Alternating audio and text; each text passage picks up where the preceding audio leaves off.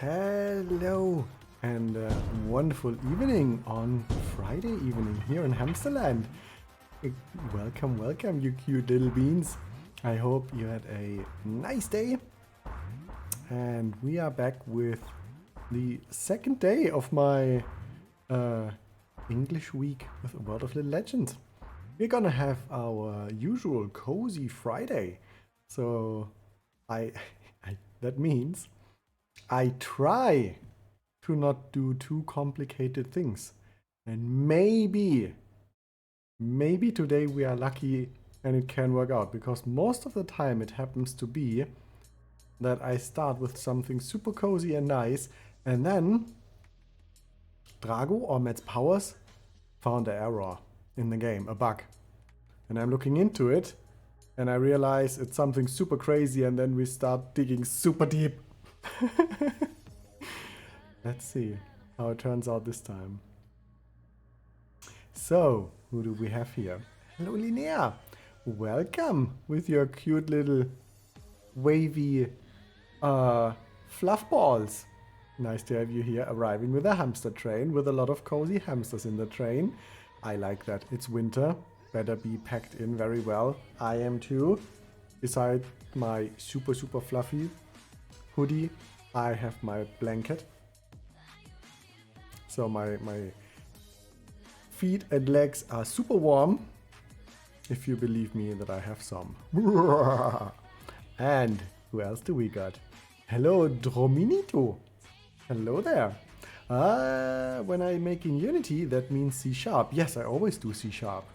Unless I'm doing some web dev. And normally I'm always doing C#. And welcome. And Rüdi, moin. Yeah, hello there. And yeah, in English again, Mr. Powers. Good evening. I should have a cat and turn around like, good evening, Mr. Powers. That would be good. Fortunately, I have a B1 in English. Nice. So we should be okay. Yeah. Yesterday, we peeked further into the realm of multiplayer Godot and Matt's Powers. I think after I further thought about the two synchronizers, I actually think there is no technical restriction on who is allowed to send what to which side. We will have to test it out, because I couldn't make it work fully as expected, at least not the events. But what I think is that they just use one synchronizer to send things from the server and one to send things to the server, so it doesn't get mixed up. That's my only thought about it, which is kind of similar as I did it with variables like fields in the structs of 3D Game Studio earlier. So I had like for example action ID, and I had a request action ID. And the request action ID would always be sent from the client to the server, and the server would check if you can perform the action and then reply with the actual action ID. So it's kind of the same system, just in two different objects. It's kind of nice to have it separated. Yeah. Maybe I should not call it server and something else and input. Maybe I should call it response and request synchronizer. You make requests to the server and you get responses. But it's not always a response. You can also receive something in a push manner. It's more like a receiver, just a receiver, yeah. A request synchronizer and a receiver synchronizer. That would be maybe more generic for the naming. But only that as my further thoughts to yesterday's topic. Today we are going to make Cutie fly around even more. Oh, are you going to have food with friends? I'm a bit jealous. But I wish you a lot of fun. And let us know what you got next time. On Sunday, back in German. I think they made it a lot easier than you had before. Yeah, absolutely. So what I expect is that you just set a variable and then you have a callback on the other side and then you can pick up whatever was sent.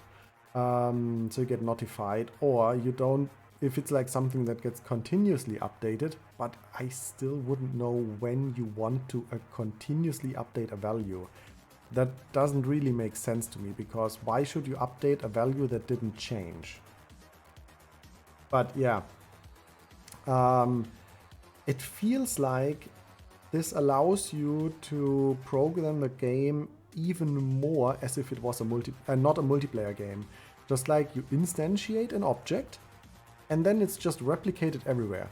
You just set a variable to a certain value and it's replicated everywhere. So you don't really have to think about the entire multiplayer thing once it is set up. Of course, you have to think about, okay, I can't create my player model locally. I still have to request it from the server and he needs to create it.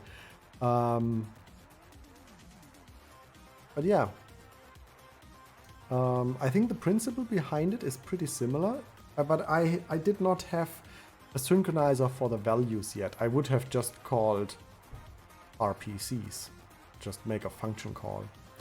But as they said, using an RPC is more, it's more like triggering an event. You just call it and then it appears and it's like an event. That is a one-time thing. But also they had the thing set to update always, so when you have it on change, it's also kind of like an event. So we will see, but I have to next Thursday. I hope we can get this synchronizer to work. For now, we actually managed to have the first very, very big step for our Spectaria implementation. And also, we might want to change some of the dialogues in the town, because I'm pretty sure nobody in town has ever seen a Spectaria before. So maybe we should make them react a little bit to it. Especially the kids. The kids should love the fluff ball. So far, we managed that the Spectaria is being shut down, and it's quite simple at the moment. We have an object here that represents the Spectaria, and it says if I still are to be placed here, am to be placed here, the other Spectaria is not allowed to appear. So I'm just disabling the global reference of the Spectaria. The same thing will be made for Runica, and that works pretty well as long as we only have like one of these static encounters that needs to prevent the Spectaria from being visible in the first place when going into the map. Later encounters don't have that issue. It's only an issue if the Spectaria should not be visible flying around the player until you interact with it. So for now, I doubt we will have many more of these occasions. If we do so, we have to look into on which map this is. If it's on different maps, no issue again. If we have multiple of these instances in the same map and multiple of these objects, then they kind of need to synchronize with each other to check. I'm okay with the Spectaria being visible. The other one is like, me too, and the third one, but me not. For what I'm doing right now, the Spectaria shouldn't be visible. And then it should not be visible. So like if one says false, the result needs to be false. But I doubt this will be a case. So what we have is the usual thing here. It wakes up, walks to the player, and then we have the tiny dialogue. Already a little bit adjusted. and then it just follows you. And now we need a few trigger plates. So we will place some player colliders onto different locations here. And I can probably make all of these trigger plates one object. Yes. So what I want to have is, let's think about, nothing shall happen so far, but then we get closer to the rift scars and this happens, which is like, yeah, like two units away from the scars. And then the Spectaria should make an exclamation mark. And probably a repeating one, because otherwise it's only like once and then the player might forget. It should maybe have the exclamation mark a few times, and we have to think about how do we reset it. Should the Spectaria then stay on the place where it just at the moment where it is? Or should we make sure that if it's, I don't know, at the moment stuck somewhere here in between and you can't even reach it, that it should fly towards the player? That could happen because it has no collision. Yeah, exactly like this, and you are standing here and they're like, but it should still be reachable. We will see. Yeah. I guess it would be a good idea to make it move towards the player and then stop at that location. And we want to have different trigger plates. So normally players walk towards this one. But I guess we should have a trigger plate here that detects when the player is moving out of the trigger plate. We can make this either by a second trigger plate or by checking the coordinates of the player. Because I want to know when the player wants to move back into this area, to give the player a hint to go to the mushrooms.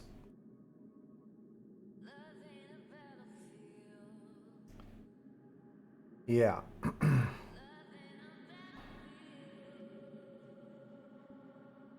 So that's the first thing. Yeah, let's not make a mega overly complex object.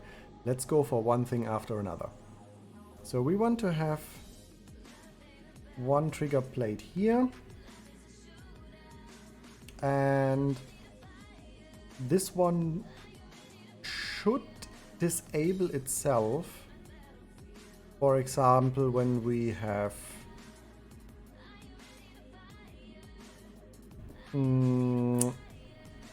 maybe collected the soul flame in the meadows, for example, because then we know that the player must have found the way over the mushrooms. So if you ever come back, that the hint won't come again.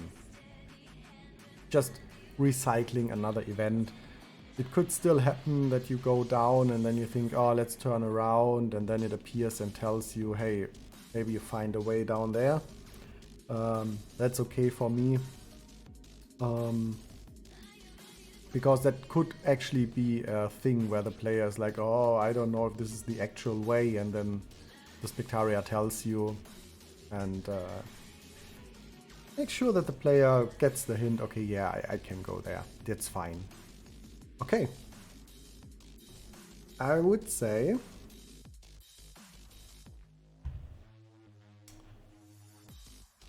we...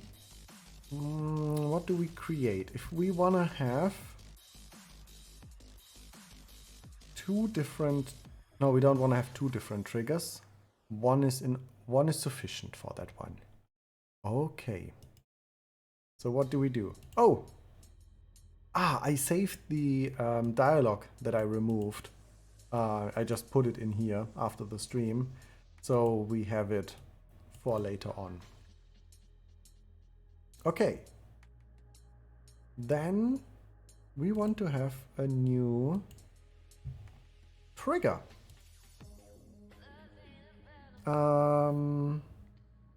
So we already have Spectaria proximity trigger here. And it emits a game event. Oh.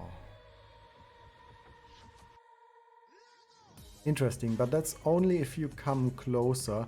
We need a special one, but we can reuse that. This one is used, for example, if you are getting close to one of the battlegrounds and the Spectaria appears, or if you get close to the portal or to the crystals and then the Spectaria appears.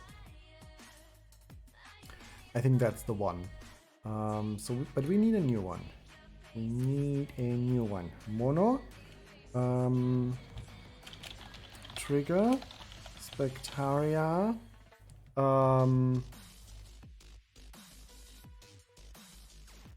And that's like I could call it mushroom path hint. Yeah, I guess that's how yeah.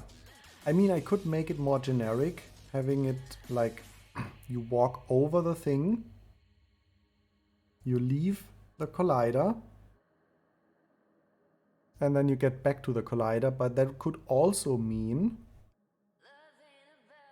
that you're doing this. This is the way, here's the collider, and you're walking like this.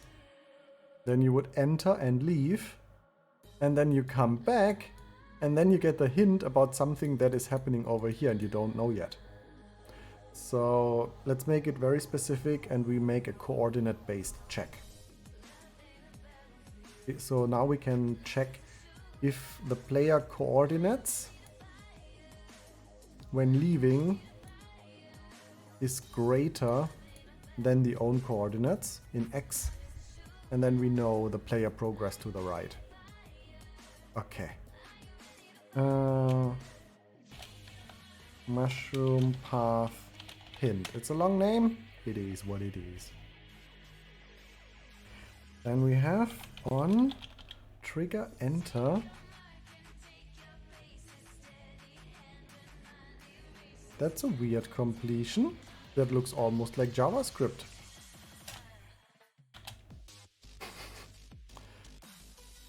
Okay.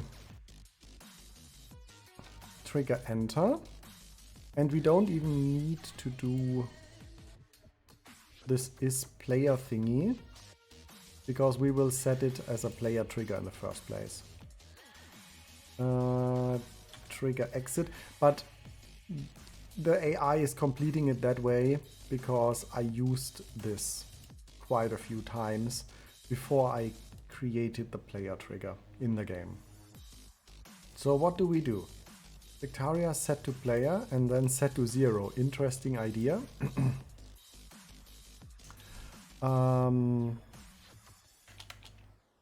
We need to remember. No, we don't even need to remember if the player entered the collider once or not. We just have to check for on trigger enter if the coordinate of the player is greater than the own coordinate. And then we immediately know that the player is entering from the right. Julius, oh hello there, welcome to the stream, good evening to the Cozy Friday. First time ever in English. Yeah, and then after that, I just disable the entire object. I could actually, if it's so simple, I could actually make it multi-purpose by having, for example, a drop down with entered from top, left, right, or bottom. That I can say, oh, that's actually a good idea. Because I probably need this a few more times. I mean, not all the time it's relevant that you enter from a certain direction. This is only relevant if the player is prone to get back because they can't find the way. If it's just an event that happens, it doesn't matter from which direction you are entering. Okay, keep it simple for the moment. KISS principle. So we don't need to care about who the other collider is because we are setting it to a player trigger, so it cannot be anything else than a player. So do we have a transform? Amazing. If other transform X is greater transform X, entered from right. Position, of course. Position X. This means entered from right. So if the entering object has a bigger X position than the actual collider. So what do we do? If not entered from right, do nothing. Meanie! Hello, good evening.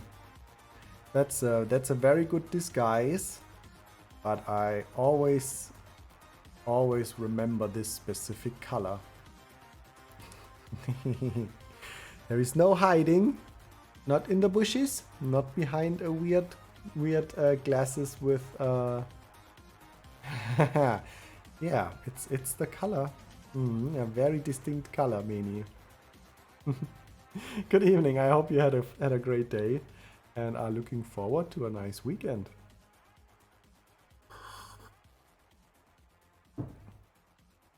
So, what do we actually do if we detect this? No. Oh. Well.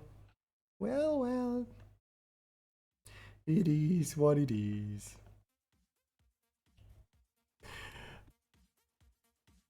We are working at the Spectaria at the moment.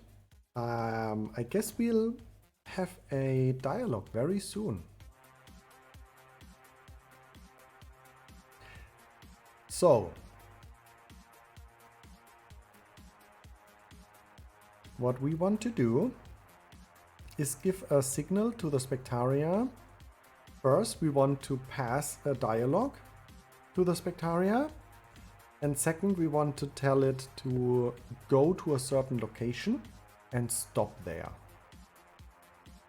Like going close to the player or something like that. Maybe we can skip the player part, but we want to engage in a dialogue, but we don't want to force the dialogue to the player. We just want to prompt a dialogue. Maybe that's how I should call it. Actor Spectaria punct prompt dialogue. Did I just say punct? Damn. So what we need, my next disguise will be better. Hey, who said that? Oh, hello, sir. Welcome to the stream. So, public quest step setup. Blocking quest step. Is the Spectaria tipping the fedora? Oh my goodness. Not the Spectaria, the Eevee. I'm just saying Spectaria because it's based on an Eevee. Then we have a dialogue setup. That's it. Okay. Then on start, we need to check if controller quest instance has finished blocking, destroy game object. Yeah, that's possible too, I guess.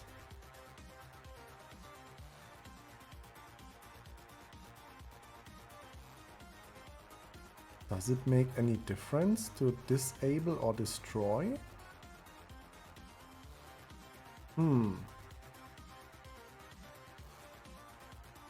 Not really. Because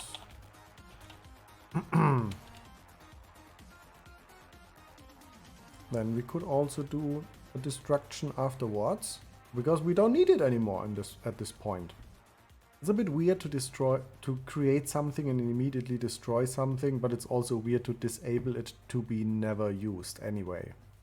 That's the way with static levels. You just put things into them and disable or enable them based on how they are needed. I mean, you can also spawn them, but it makes a little bit more of a difficult level setup.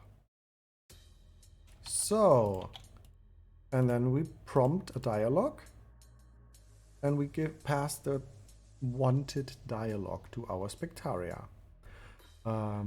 It would be amazing to be able to jump there. Can I still create the method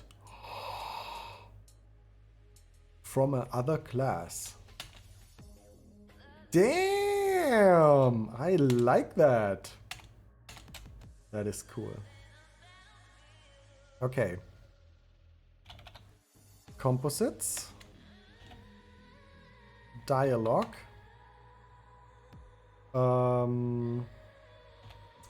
Dot dialogue setup is this one. But now we have lost our original dialogue.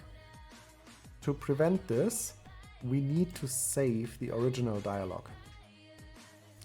The original dialogue is probably a question of, do you want to warp back to the home totem? But I'm also thinking about the Spectaria could give you some hints on the current situation. Kind of like Navi, the navigation system in Ocarina of Time.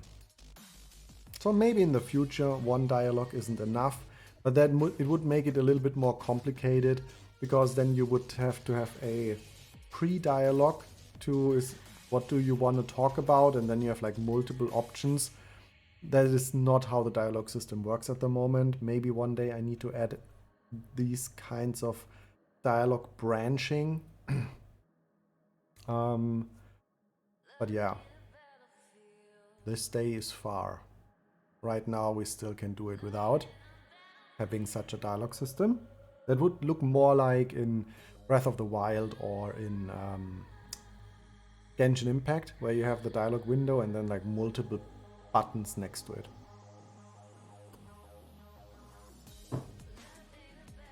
Okay. Public dialogue setup. That is like a default dialogue setup, and this is non-serialized. So what we do is taking this from composites dialogue setup. Oh, this has no getter? Huh. Why? Fixed. Okay. Then prompt.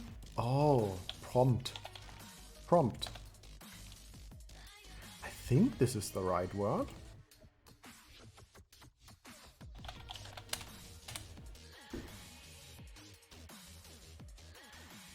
I'm not sure. Let's just ask the AI. Is the word prompt correct in this context where I just want to hint the player that there is a new dialogue, but not force the player to engage with it?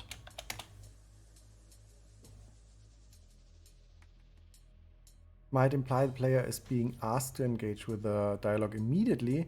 Granting the player show dialogue hint.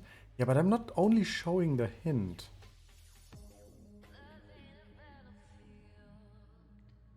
But I'm not only showing the hint, I'm also setting the new dialogue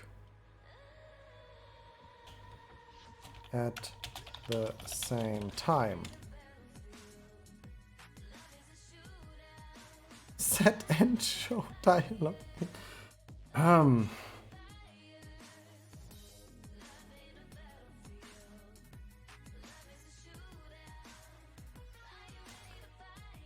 That is the most non-creative method name ever. I could have come up with that as well. Also, we want to have composites, emotes, attention. Yeah. Bing!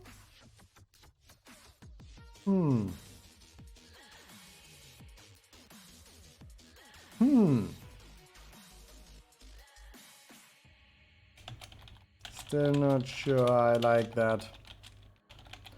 Imagine the player walking somewhere. He somehow triggers an event. An event, quest, tutorial, etc. The Spectaria shows an attention emote like this and will stay in place for some time, not following the player anymore.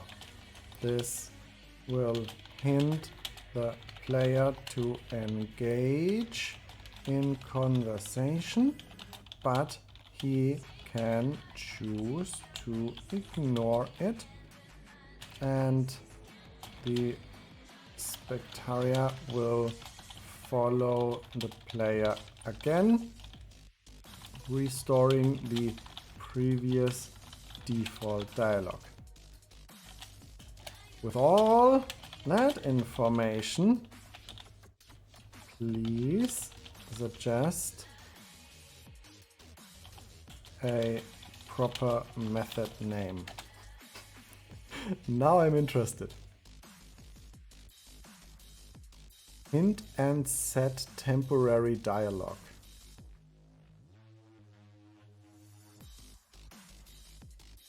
Well, that was lame.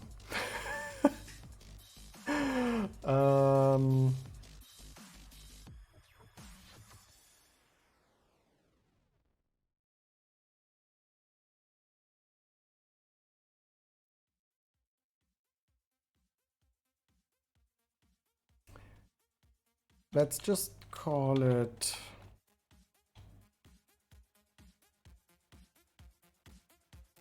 I can't call it like set hint dialogue because it's not only setting a dialogue. That would imply that I'm only setting a dialogue and nothing else.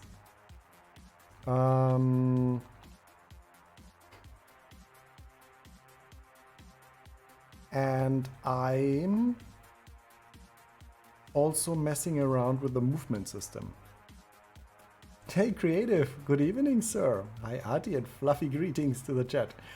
Hello there, I hope you had a great day. I'm looking for a method name right now because we try to implement the first actual Spectaria engagement with a custom dialogue to hint the player to the way through the rift. And I'm looking for a method name. I can't really come up with something and the AI doesn't either. The name is pretty lame. Hint and set temporary dialogue.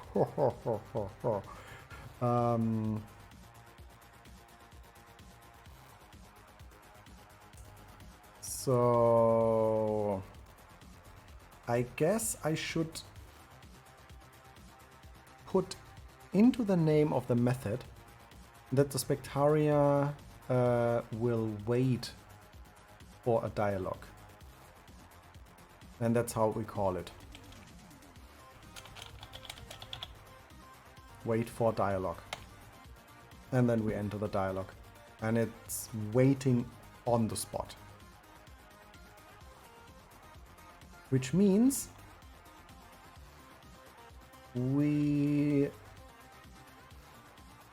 should probably be setting the Spectaria to a certain state in the state machine that also registers when the dialogue is finished to return to its previous movement pattern.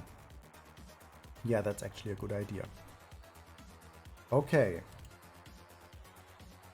So we have Spectaria move, idle, hint, stay.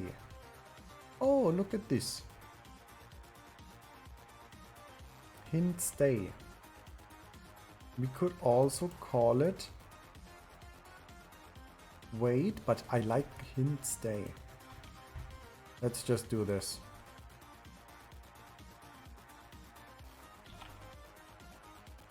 Hint or wait for dialogue.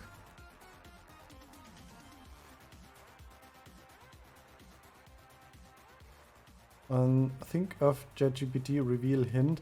It's not really revealing. Hello, Kirschkuchi, good evening. Nice. I thought about you probably make it for today. Hello there, how are you? I hope you had a good training session today.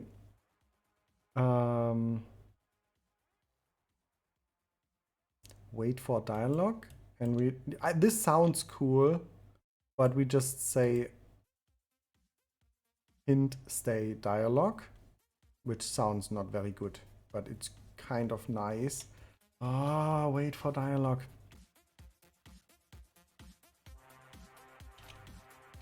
And it's not always just a hint. So yeah, we don't need to have the hint.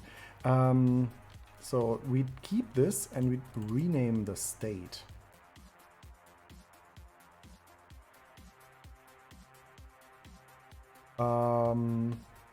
And we call it wait for dialogue. Exactly like that. So if the Spectaria is in this state, we have two options to leave the state again. First, the player walks far away, like 50 fields is the current distance, and then it's cancelled. Or second, the dialogue is finished. Okay. Let's go for awake. On awake, and we need to have the Spectaria here. Training was amazing. After that, I drove to my current position for learning training things, you know. Oh! But you see, you already learned something. It's drive, drove, driven. I have driven, yeah. Not drived. Perfect! Because Kirschkuchen was happy that she can learn some English. I'm out of my home base. Oh no! Yeah, I hope it's still nice there. So, actor. What do we do? Composites. Dialogue. And then we should have like something with unfinished. And we simply add a method here. Try enter idle. Exactly. But we might be in a different state at this moment. So we could either say we register this event on enter and deregister it on exit, or we check if we are actually in the state. I like the register and deregister part more. On enter, yes. On exit, yes. Different content, of course, but yes. Public, void.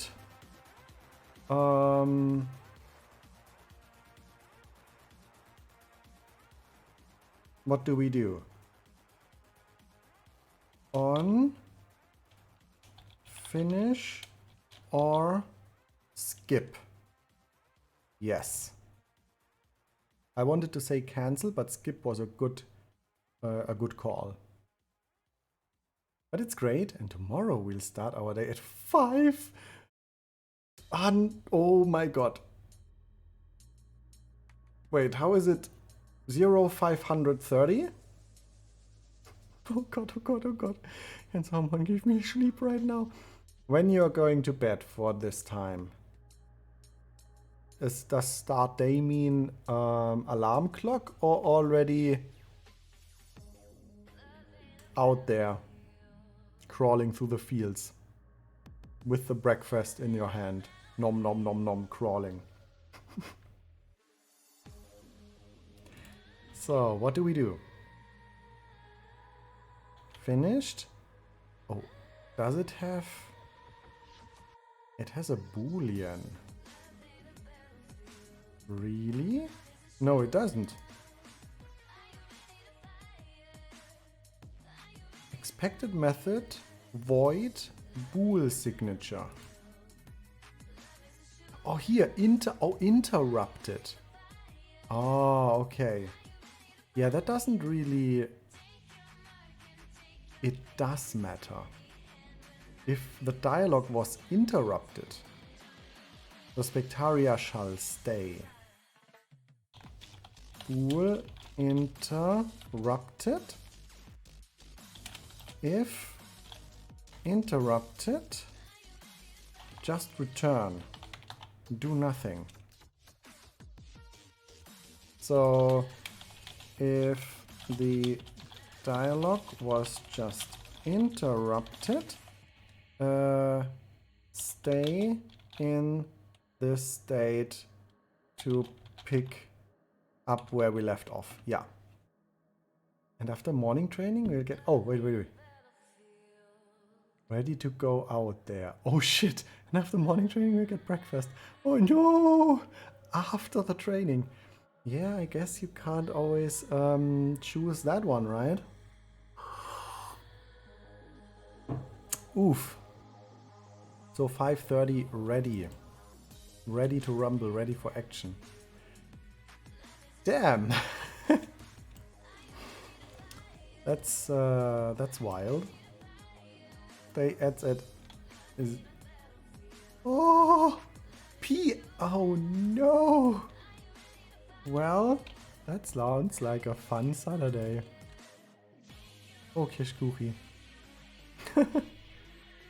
Love it. That's perfect. That is perfect. That's the most important part about it. Okay. We go into this state and then we wait for a reaction on the dialogue system. And what else we can do is do the distance check, and then we can say we want to exit. Yes. And then we go back to the idle state. I'm not doing this at the moment, But let's already prepare on update. Not mouse up. I don't know why my update is always down there. Add to do. Timeout. No. Distance. Check for the dialogue. Okay. So back to our Spectaria. We can now say state machine, try enter, wait for dialogue.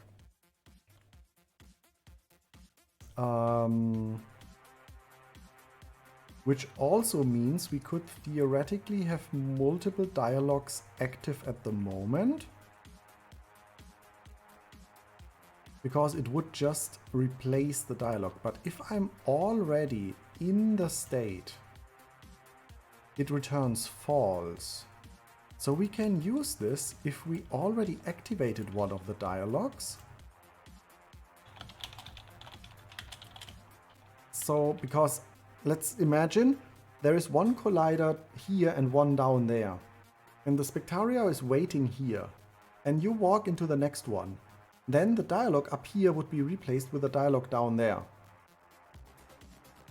We don't want to do that.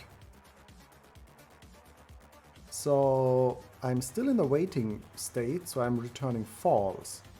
And we can even pass forth the success state. Ooh. And then we don't destroy the other object, so it can do it again. But sometimes I really ask myself, what the heck am I doing here? I totally see that. But I think that's what one constantly asks themselves. If not success, and now we need to change this into Boolean, try wait for dialogue. And we have a false here and a true there. Isn't that nice? True! Believe me, I'm asking myself the same thing every single day. Yeah. So we can try wait for dialogue. And now we don't destroy if it's not successful. If not success, return. Yeah.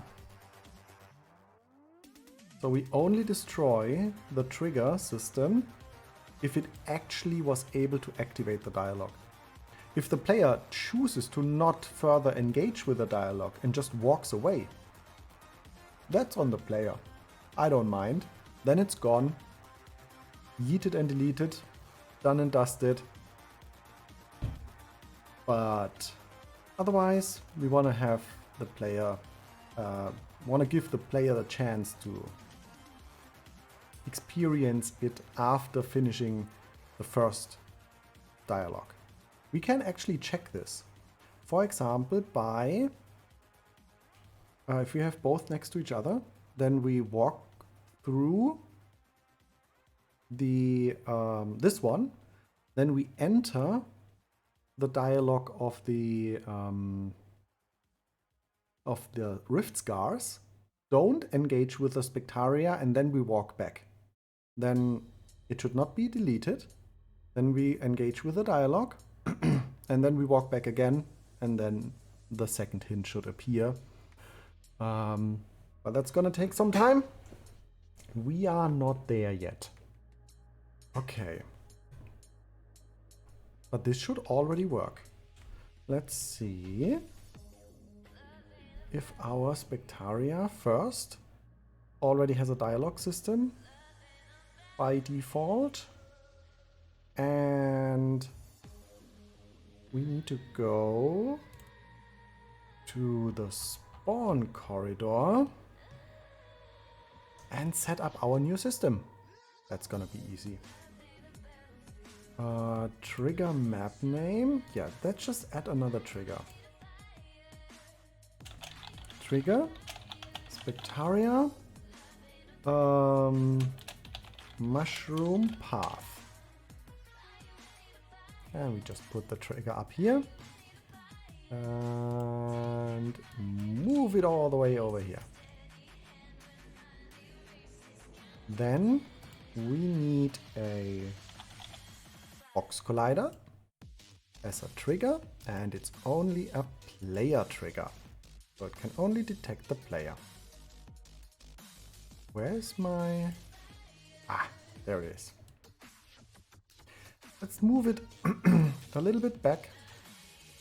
Not too early, not just if you're just doing a circle here or whatever that it triggers immediately, but if we know that the player is actually walking back. So what do we want to have this? 7? No, 8. And maybe 4 in width, something like that. This is the thing. Then we have the trigger, Spectaria mushroom path, and inside of this we have the blocking quest, which would be one of the old quests, Rift Entities, Spawn Area, Main World Corridor, Soul Flame collected. If we did that, we know that the player has already passed through the mushroom path. So we just take this event. And then we need a new dialogue. And I wonder where to place the dialogue. Because this is now in the trigger folder. Or not if I'm not creating a prefab, which is not necessary. So let's just put it to the Spectaria.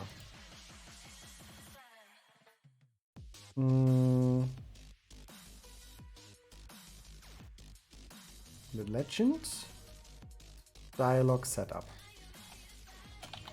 Spectaria,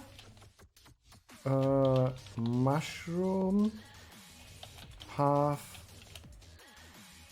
hint, dialogue.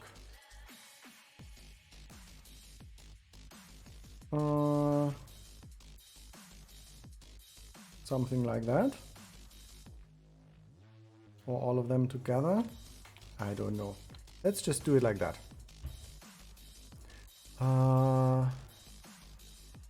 Then, very simple. We just say, wait, isn't this where we came from? Oh no, that we don't have 2 question marks at the same. Wait.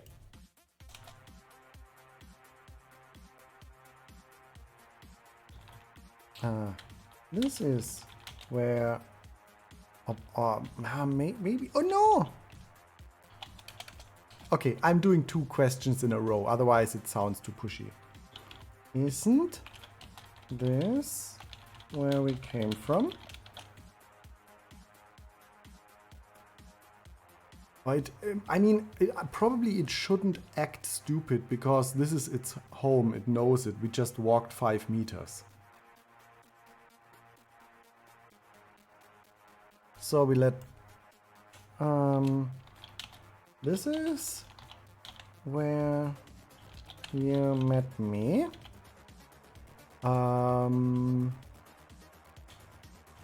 Maybe you can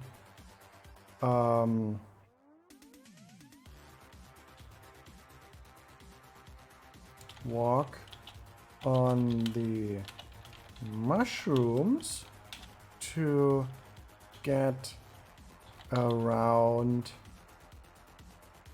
or get past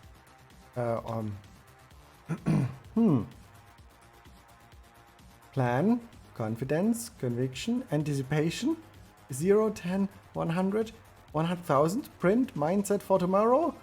Oh no, plan, oh god, oh god. Okay, everything is with new lines, printed out, outcome, beyond ready, if anticipation 0 greater than 9,999, else outcome, pump up neck, the excitement.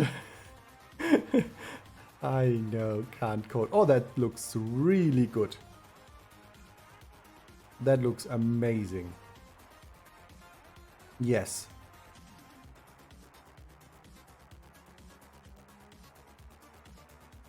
That's a pseudocode that would almost work.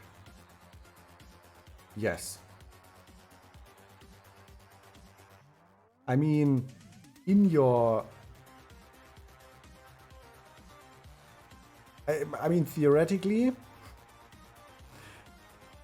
there are some things that need to be different because you kind of made a print with an if inside the print. Normally you would have like the if and then the condition and then the one print and then else and the other print.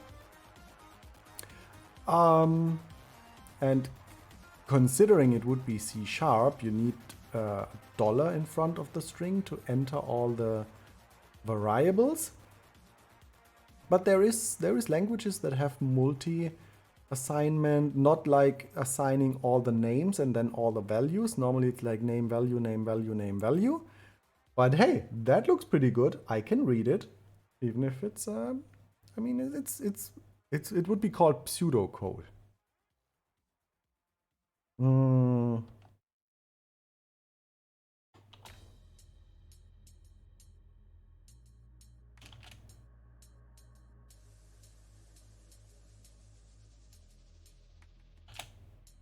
You...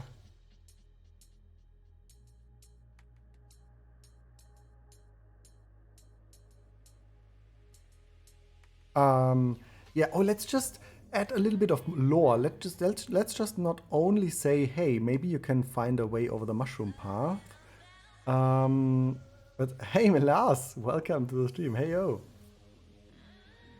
So you cannot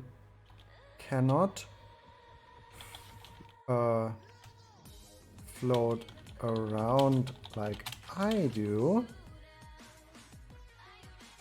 Wait, let's just say.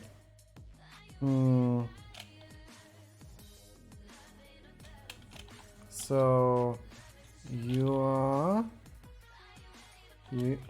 walking on the can we call it glowy ground? I guess we can.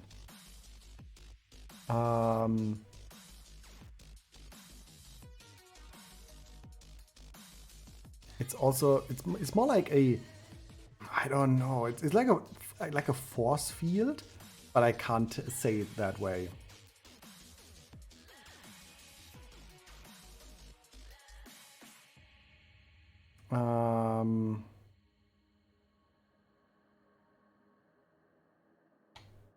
I guess you cannot float around the scars.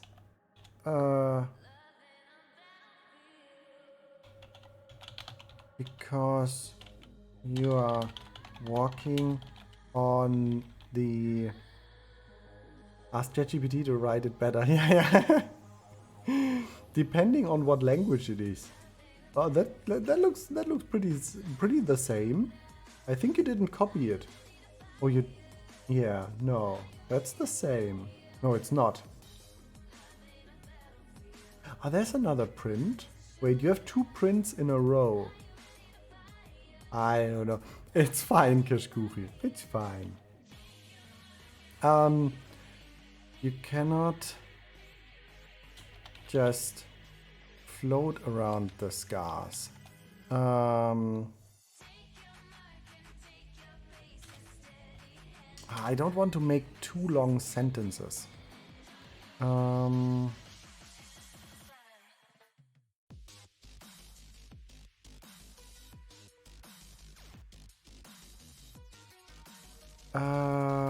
How do I say it?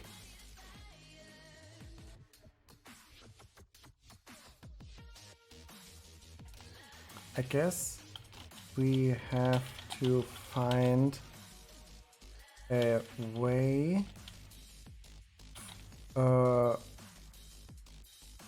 you to get past the scars.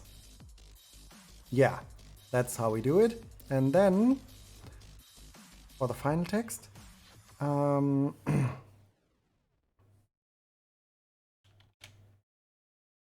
the mushrooms over there should be strong enough to carry you. You're doing a great job, just saying. Thank you very much. You too. Your English also isn't as bad as I would have thought, as you said you need to learn some English. It seems to be pretty well.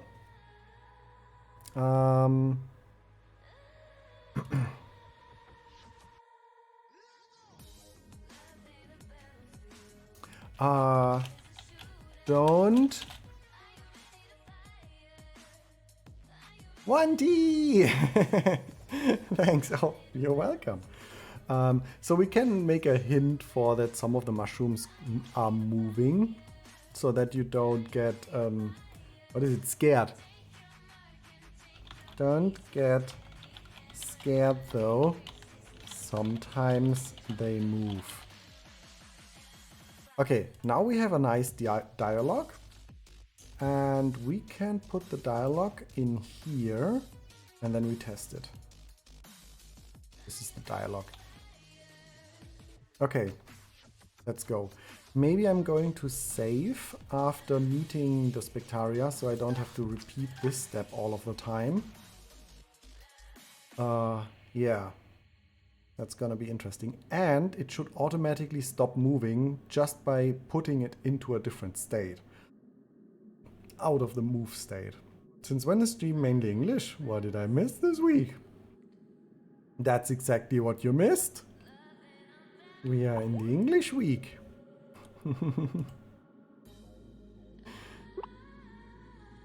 So, yeah, because this part is already working pretty well.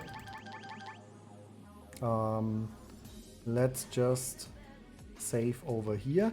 And this is where the collider is. So let's save and load again.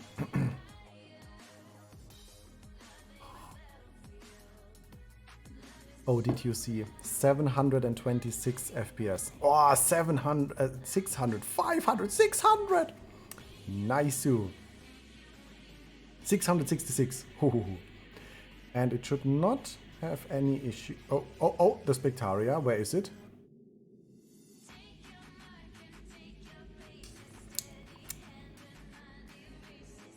Still there.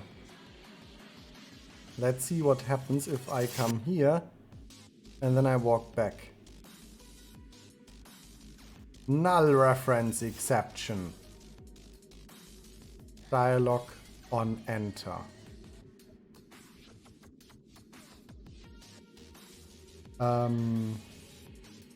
Yes, I did not put the actor in. That is true. But why can I repeat this one? Maybe I forgot to add an event. So, two things. State machine. Here we need the Spectaria. Oh. Okay. Then, oh, also the idle state should be default now. Then the first encounter Spectaria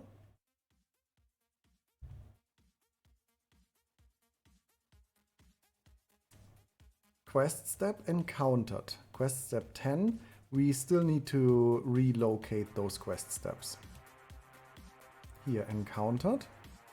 And the dialogue is this one. Missing quest step. That's the quest 10. Spectaria. Yeah. You don't see the folder path, but that's the one. I need to rename and move those. Let's do this first because I can't really find them. But they are all just numbered with 10 because each quest line starts from new, like counting 1, 2, 3. And in the beginning, it was not automated, so I put the numbers in, and in case I need some more quest steps in between, I made steps of 10. Just as early day programming. I was still programming with a programming language where you had to number your lines. Just imagine that, writing a line and then you write 10, 20, just in case you need to add something in between, so you don't have to renumber everything after that. And then you need to, that must be everything. You have 9 more lines that you can put in between for the rest of the lifetime of the project. If you need more, it's renumbering time. Yay!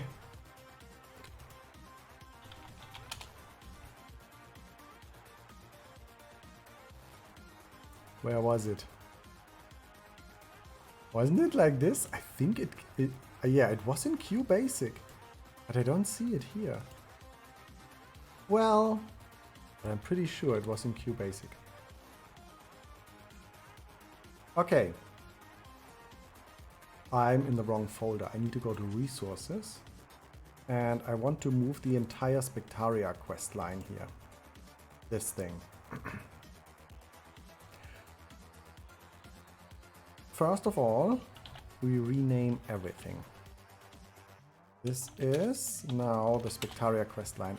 I don't need to enumerate everything to keep track of it, because my system automatically does this.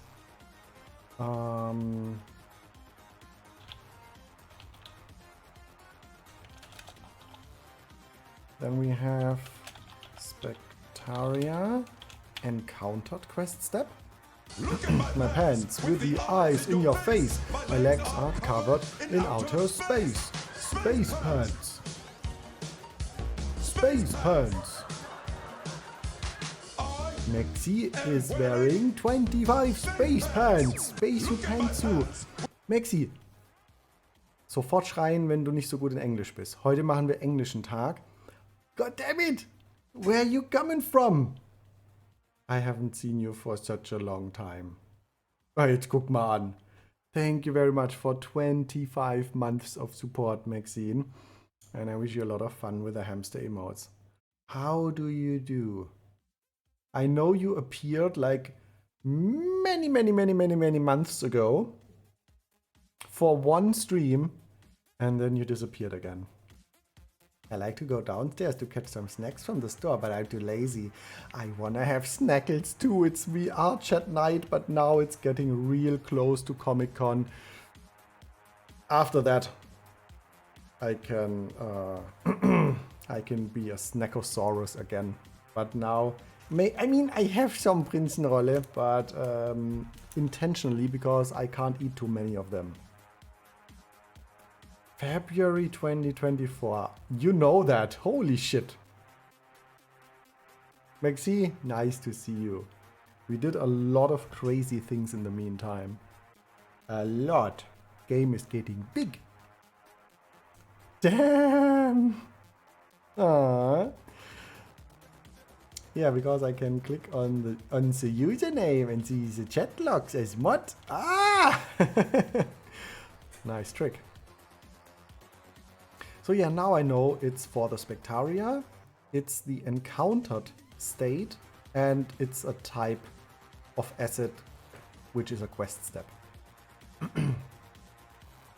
Coming and disappearing like a hamster. I still have your octo hamster in the train, of course. Wanty doing stalker things. Okay.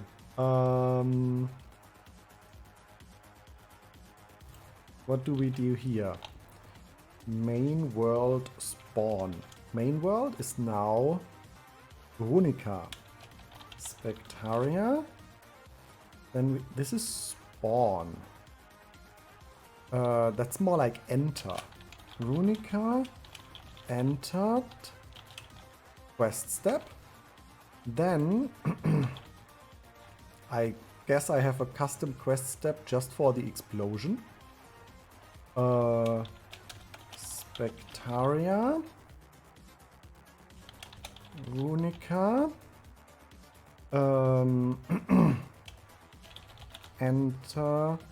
No, let's call it warp explosion. And this is now together because this is like the state. And then quest step. Okay. Then we have... Holy shit, intro finished. Yeah, let's keep intro finished in brackets behind it. Spectaria, Runica. Or let's put it here. Intro finish, quest step.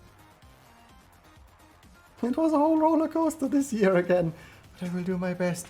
Hope will be better soon. Hope you're fine too. Yes, it's super nice. I'm working on the game and I was able to reduce my work time to 50%. We had 2 very interesting Steam Fests. The farming game Steam Fest, where I, because of 1 or 2 weeks that I was not fast enough, I mean, it wasn't planned, but if I had been a little bit earlier with the wheel time update, I could have participated in the Steam Fest of the farming games, but still, my game was found very often during the Steam Fest. And then I participated in the Open World Survival Craft Fest, which was also really nice. I think I made around 250 sales during the fest. And a few thousand new wish lists, something like that. And the reactions to the game are getting ever better. I was just writing with Blue Skylark, for example, after the stream on Wednesday, and I wrote another message today. She tested out how she can post-spawn the second boss in her map, so she can fight the second boss at Stetor. And she gave me feedback that it worked, like my explanation how she can make it, because you know it's like the issue of it's a random generated map and I'm spawning things into the map and then parts of the map are already finished created and then I can't change the map anymore for those who already play. Yeah, which is kind of a bummer. In the static maps like in the Rift, I can constantly make updates, it's no issue, and then the map is updated and yay, nice. But on the random generated map, not so easy. So she's glad that she doesn't have to start from the beginning again to fight the next boss. I try to be a lot more on Twitch, but I started a new job. Now I have to search again for a new job. Oh no! This year is a whole catastrophe. Well, it is what it is. Oh, I know that. God damn it. Yeah, been there as well. Why tours? We book your course. What? So yeah, Maxine, you're just right for us adding the Spectaria as a constant companion in the game. And I have to check a few things, because after talking with the Spectaria, it should have been flying around the player, and something seems to be off. That's why I'm renaming the quest steps at the moment, so I have a better overview. Okay. Spectaria, Runica, Portal, discovered. Quest step. Or should I do it like this? Portal discovered, Runica, so that Runica is ordered together, yes. Then we have Spectaria, Runica, Portal, crystal discovered. Quest step. I know it's long names, but they need to be descriptive. So then we have a Rift Guardian site encountered. That's more like discovered as well. Spectaria, Runica, mana, collector, discovered, quest step. And then purified. Spectaria, Runica, mana, collector, purified, quest step. Holy shit. Okay. And all of these are now part of the Spectaria thing here. So let's move them in there. Yep. Spectaria. And you go in there. Okay. Then we can delete this folder and check if this is working. There we have a lot of quest steps. Maybe one day I'm going to put it into a subfolder for the quest line. And maybe I'm gonna call it the... Oh, here. There should be some spaces in between. Maybe I should call it the Spectaria Runica quest line, but it also starts in the Rift, so meh, it's not that easy to differentiate by name. Oh, they have already been like that. Okay. That's a dialogue. But I guess that would still be nice. I mean, who says that I'm only allowed to use 3 spaces? Right. So now we have the dialogues and the quest steps together, which is kind of nice. Portal crystal, discovered dialogue, purified dialogue. And then I make even more spaces. Yes, sir. Yeah. So I have NPC, location, object, action, and then the name of it. Oh, it's English day today. Yee! Luna, hello, good evening. Welcome back. How was your day in the zoo? Luna was building a nice zoo. I think, Luna, building the zoo probably is a nicer game than the actual roller coaster, planet coaster game. It seemed to work nicer. Yeah. I did 1.5 hours of cable management. Now I'm tired. Oh, that's amazingly tiring, right? If I have to crawl under my desk and do cable things and so on, I am getting so sweaty immediately. Even though it's not really hard work, but I don't know why.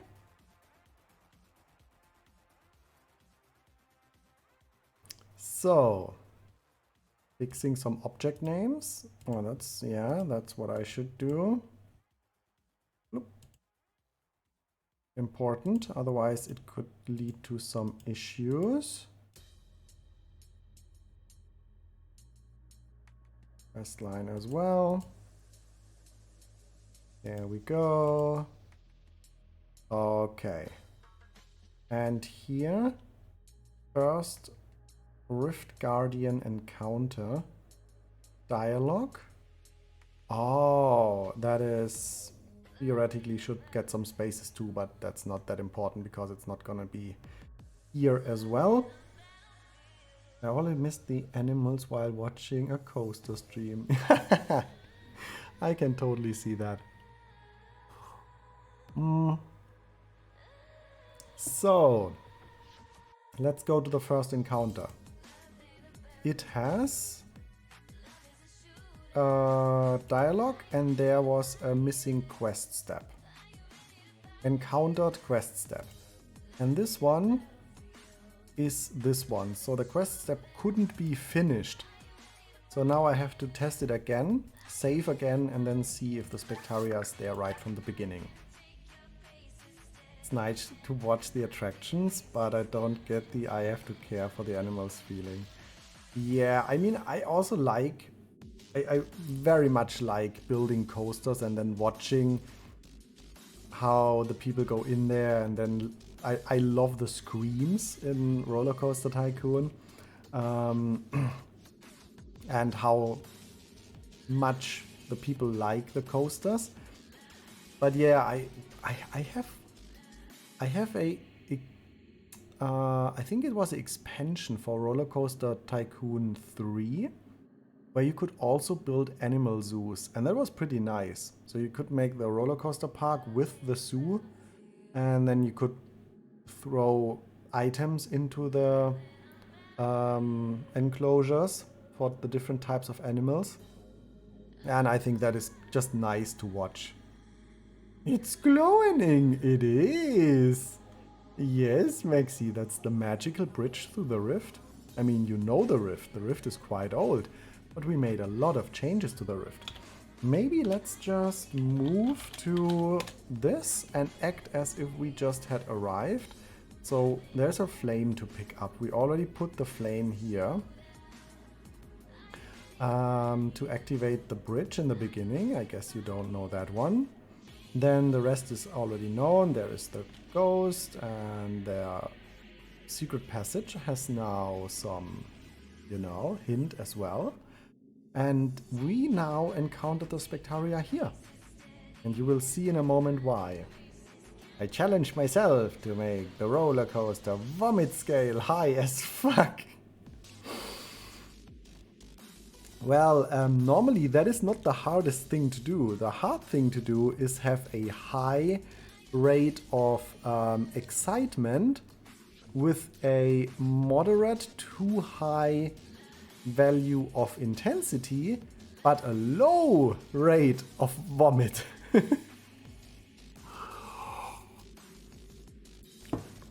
That is normally the thing to do.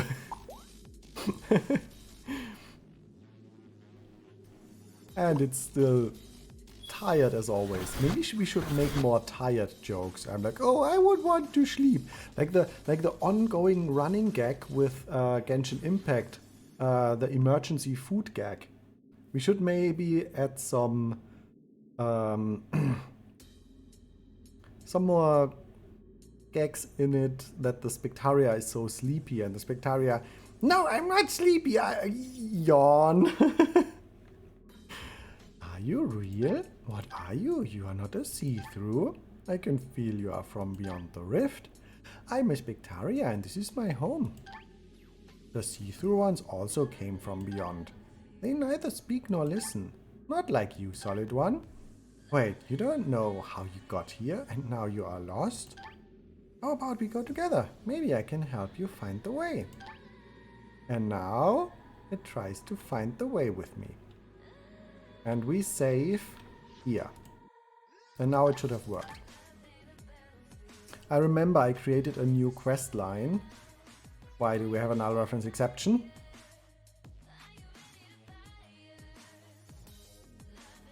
Ah, quest conditional gap. Yeah, that's okay. That's only a destruction exception on that doesn't matter. There we have the Spectaria.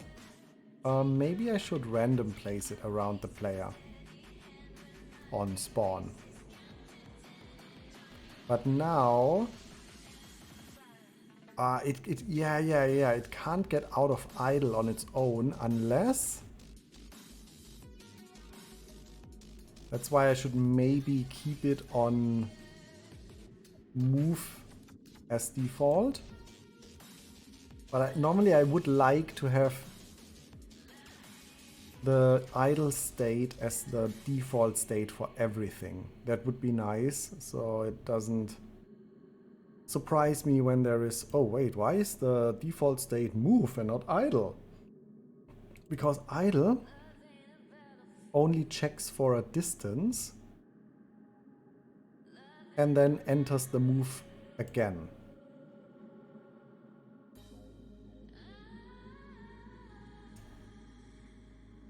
Yeah.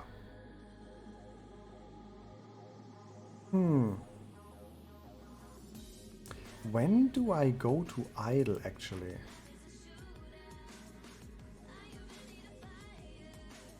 Let's just check out move. I guess there's a timer in here somewhere. On update is far away. Catch up distance.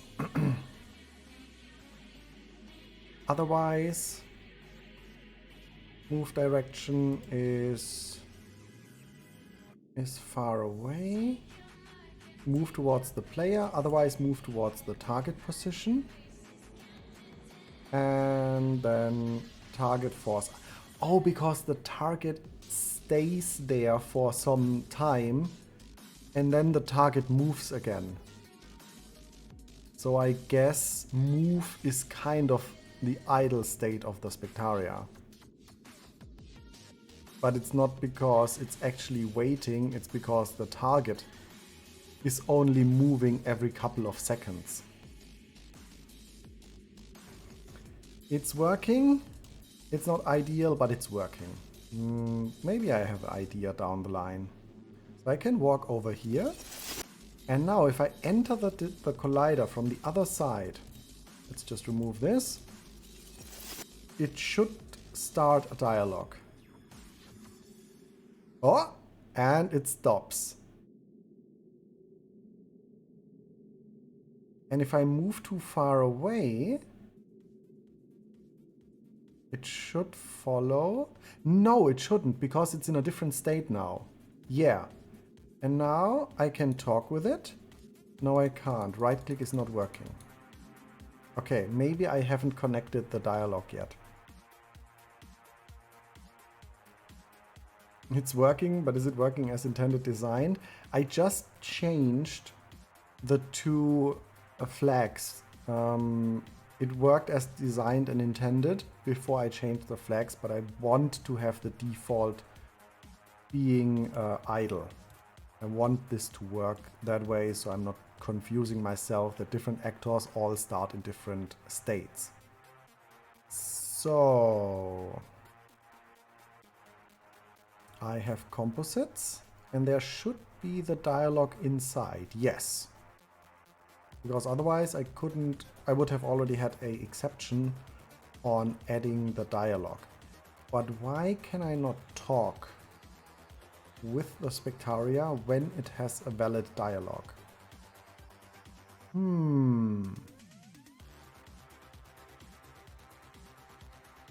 That is a good question.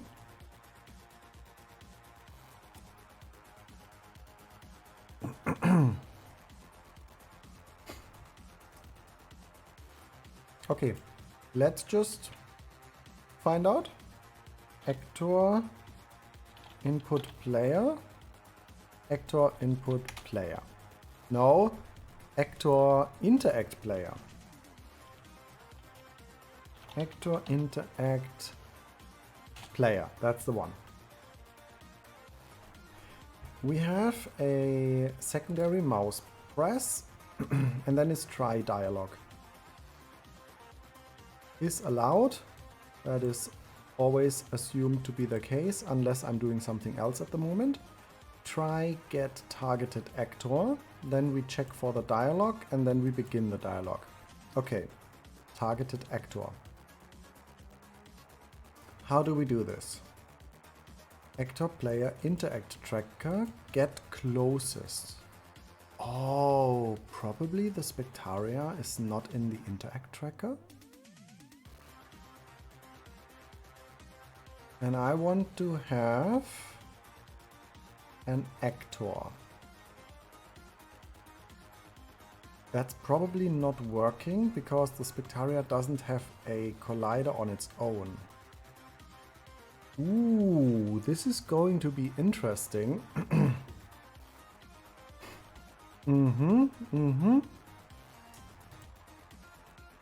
Try get closest. We should have a enter add other game object. Okay. Then we make closest and we try to find actor. How did I define that I want to have an actor? Player interact tracker, position, range, out actor.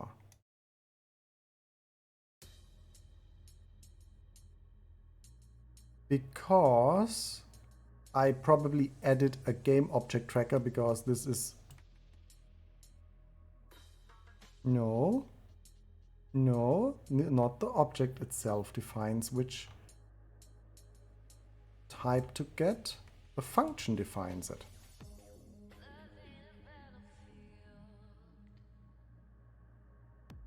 But still, it doesn't change the issue. Because the collider is not on the actor, and by that, the actor cannot be found. This is an issue that arose from the necessity to have multiple colliders, so that a sub-collider is not... So for example, I'm having my actor, and on the actor I'm placing his collider directly on the most parent object of this thing. And then under the actor, somewhere down the line, I want to have a item magnet, for example. But it should also be interacting... Now, item and magnet is a bad... Maybe a detector for other actors. So you want to see if you are close to other actors. So it also needs to be detecting actors. And this is on a sub object. But it's only a trigger collider. But this one is maybe that big. But now suddenly, because it's a child of the main collider, I can also be attacked by an enemy who is touching this collider because they count as a combined collider. So what I need to do instead is I'm having my player here. And then in sub-objects, the first object needs to have this collider, and then not as a parent-child relation, but on a different branch. It can be siblings. I need to have the other object. So they are actually separate from each other. And that already created some issues where I wasn't able to interact with some monsters anymore that I had to rework and not read the actual actor anymore, but the attackable component that is responsible for the detection. So I need to think about the same thing for the Spectaria, because however I'm getting the type here. Oh, probably because... Wait. Probably...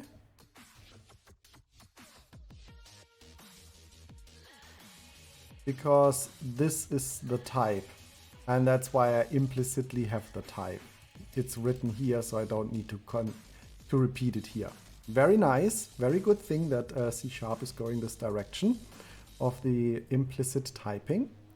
Saves a lot of repeating of unnecessary repetition of types. Yeah, but that's the issue. Let's take a look at our Spectaria. We have a collider here on the follow component or composite and not on the actual actor. Damn. Now, what do we do? The follow, so the easiest thing would be to simply restore the collider and have it at the very same location. Then it's still the actor, but what would be even better is having the collider on the dialogue component, composite.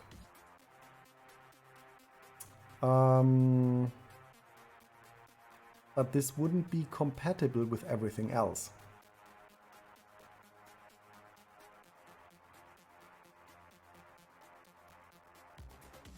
But we already have it. And that makes it very nice. Very nice. So we could have a separate collider just for detecting the dialogue. Which on the other hand isn't the best thing either, because the regular collider of the NPC can still serve as the collider for the dialogue. And for most NPCs, I don't need to differentiate those. In this case, I also do not have any issue with the follow composite collider, because it's not bigger than the main collider. So I could do this. Removed component, revert. I guess for the time being, until I'm thinking more about it, because I don't want to have a collider for each individual action. But that is kind of a hard thing to do, because I want to have the actual collision collider and the other one as well.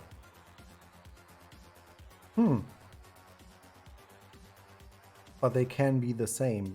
But they can't be the same if there is different colliders underneath that have different shapes. That's kind of the problem here. On the other hand, would it be possible to put the follow composite onto the main object to simply use this collider? Yeah, I think that should work.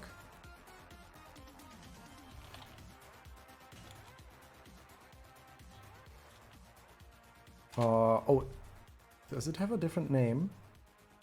No, actor composite follow. Follow, actor composite follow. Why can't I find it?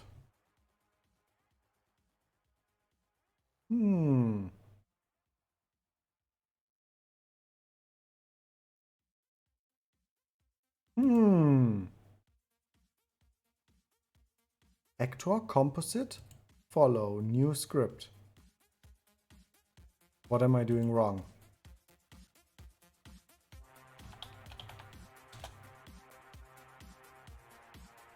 What? I mean, it's now called agent. I don't know why Unity still shows it as follow. Oh, that's the script name, and that's just the object name. Oh my goodness. Actor composite agent, and I need a Spectaria, which is this one. And then we just put the agent here, and that should be working, and then we can remove this one. And we have one collider. Wait. This is an actor trigger. Ah, shit! This is a different type of collider! Okay, we can't do this. Then remove again. Okay. Let's try if I can talk with the Spectaria now. Because now it has a collider again that can be detected by the player. And then I can check if I'm close enough to talk. Okay. Walking a little bit in this direction. Then, ooh.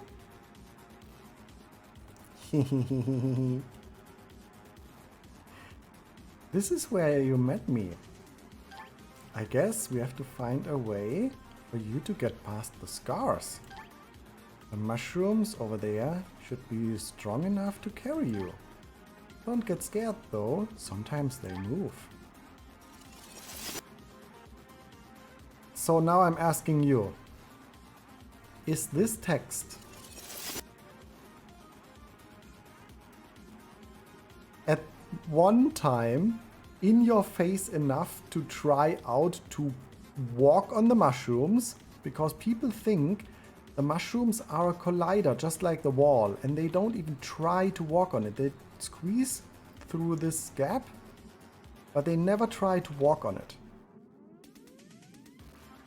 And at the same time, is it not so much in your face that the player would say, yeah, wow, you just spoiled the riddle for me. Again, I have the feeling it's not enough in the face of the player. By all that I have encountered so far, I feel this is still not enough. Not clear enough what to do.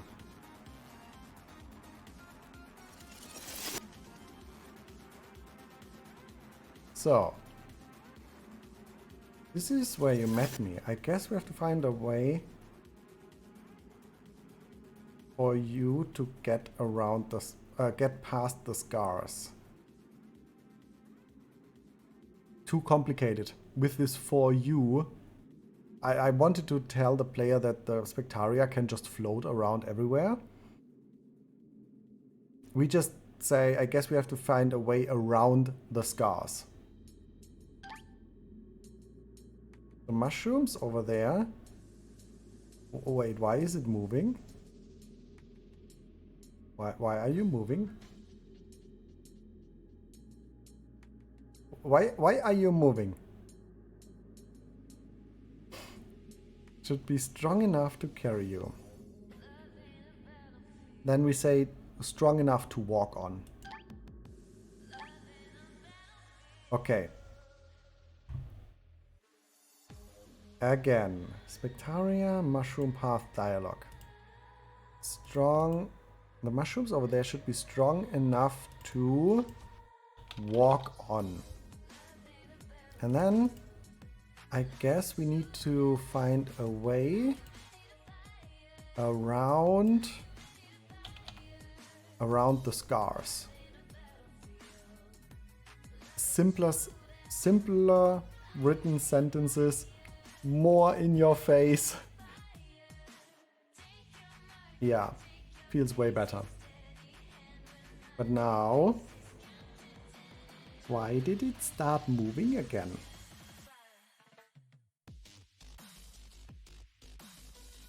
I guess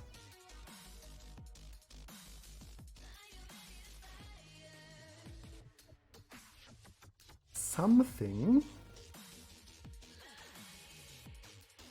put the Spectaria back into the move state. But what did I do that can do this? Oh, not rename. No. Find. Try enter move. In idle far away. Or trigger exit.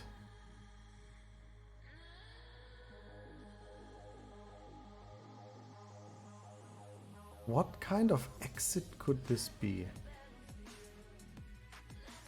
But I don't care. We just fix this here in the wait for dialogue object. Can exit. And we just say no. False. You can't exit the state. And then finish or skip. Then we force out of idle. Or can we check if the dialogue is still going? That would be even better. Dialogue. I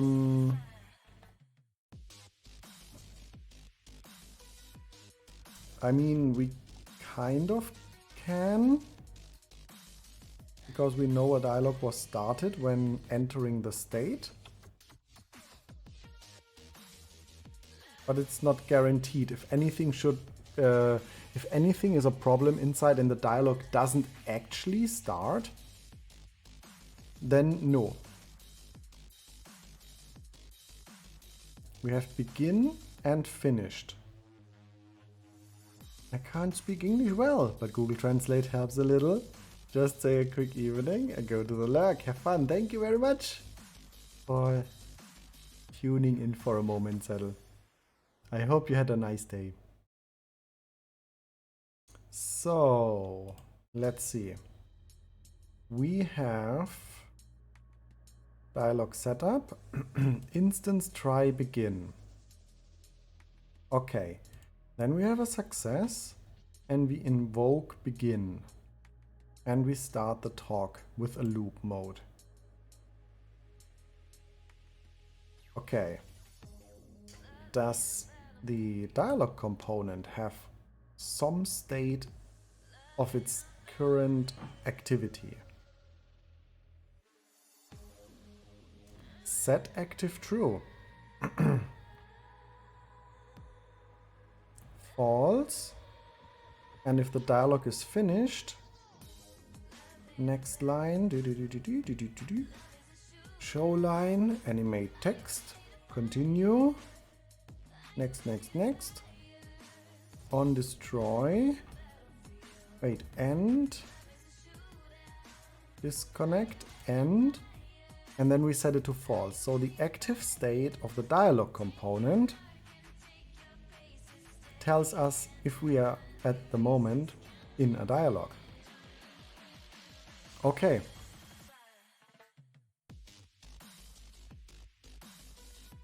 And we have is open active self. Nice. So what we can do,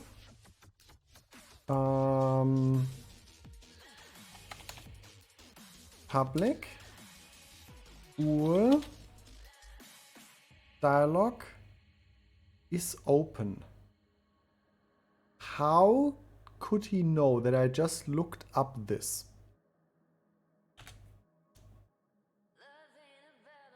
I don't know, but that's exactly what I wanted.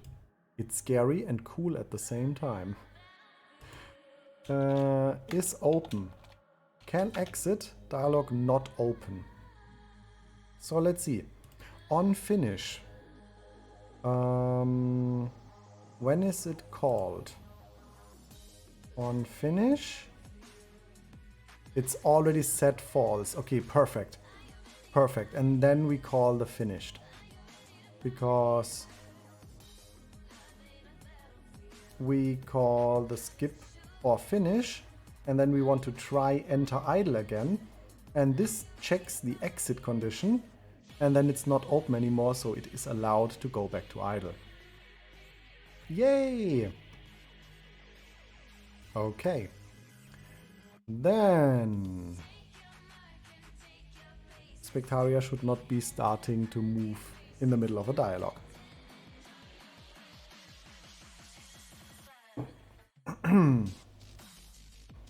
Then it might be an issue for the Spectaria to just stay there wherever it is at the moment. So I want the Spectaria to move somewhere towards the player. At the moment, if I want to spawn the Spectaria near the player, I'm making it very simple. I'm just having the player here. And I think I go 2 fields to the right. Very simple. No matter where I'm going to at the moment. I could add a relative position for the wait dialog and tell the Spectaria either, it could also be an absolute position where to go to. But that would mean we can't leave the movement, because outside of the movement it won't move.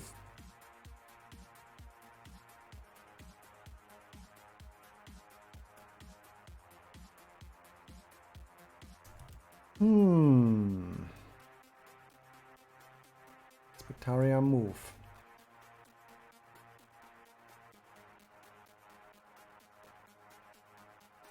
Yeah, that is... that is... bad.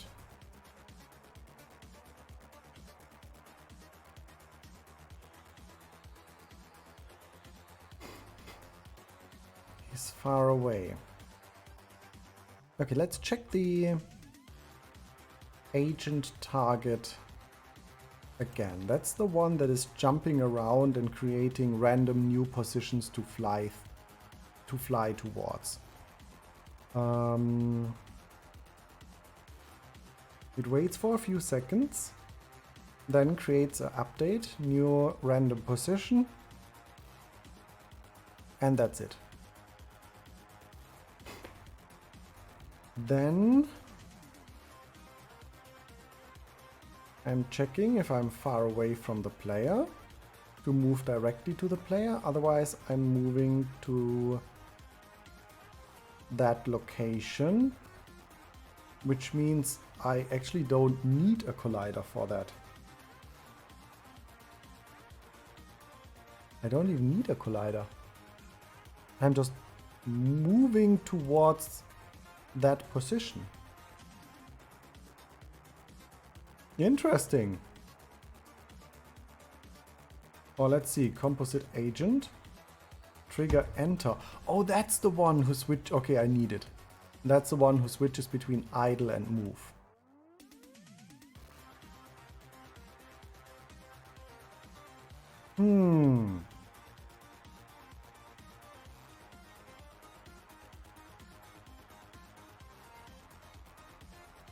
I need to rename this, by the way. It's too generic. It's a Spectaria composite follow. It's specifically made for the Spectaria. So, if I want the Spectaria to move to a certain location, and I will definitely need that, especially for the tutorial steps, when the Spectaria wants to show something to the player. It needs to be able to go to that location.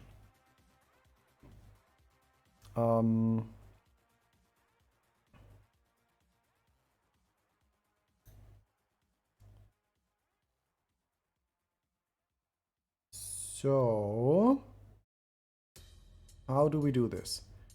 We should set the location, which is the target marker. But then when we reach it, we shouldn't go to idle, but into the wait. But then we haven't registered then we have not registered the things yet. These. Which speaks for the fact that we should have the movement somewhere else. I mean, of course, in the move, we want to have the movement, but the movement code itself should maybe only be called from here. So we can also call the movement code from the wait dialog, because we want to move towards this location first. Target transform position.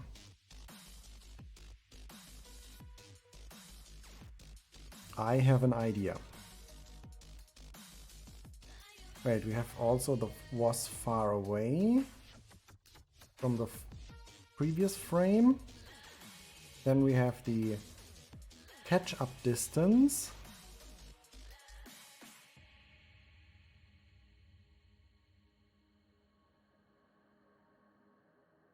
Then we are updating our target.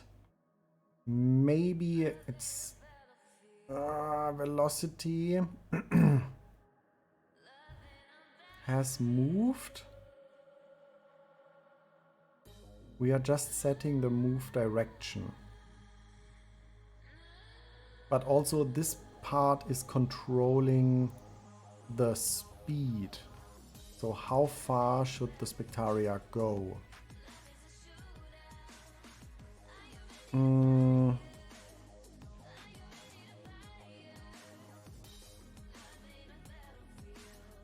This is the own position, and this is the player position in this case. But that's like is far away from whatever target. It could be any vector.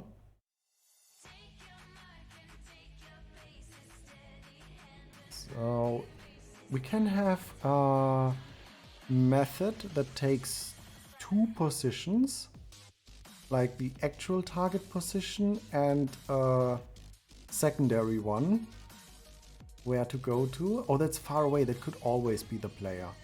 So even if I want the spectator to move to a when I want it to move to a specific location, it is not near the player, so it can be far away. It's not very far.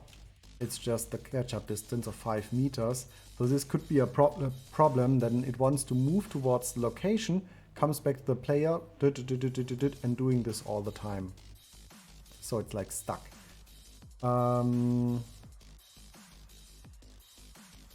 So this is like a catch-up position, which would be the same for our case. That means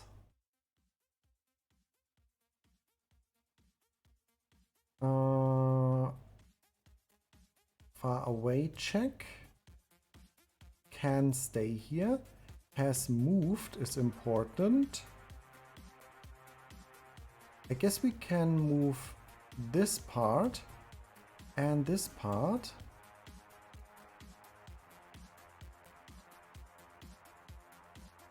Into the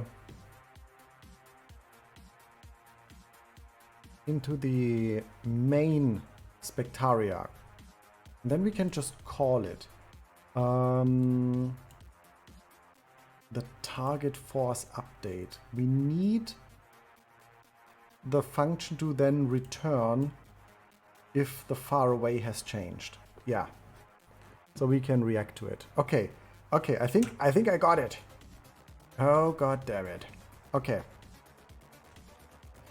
Let's take this. Where's my spectaria? Here. Very little code so far. Is far away. Actor is now the spectaria itself. Then we have the catch up. Distance. Non-serialized. Okay, this one. Probably also the catch-up speed and the default speed. Yeah, all of them. And the was far away flag as well. All of them. Then on awake,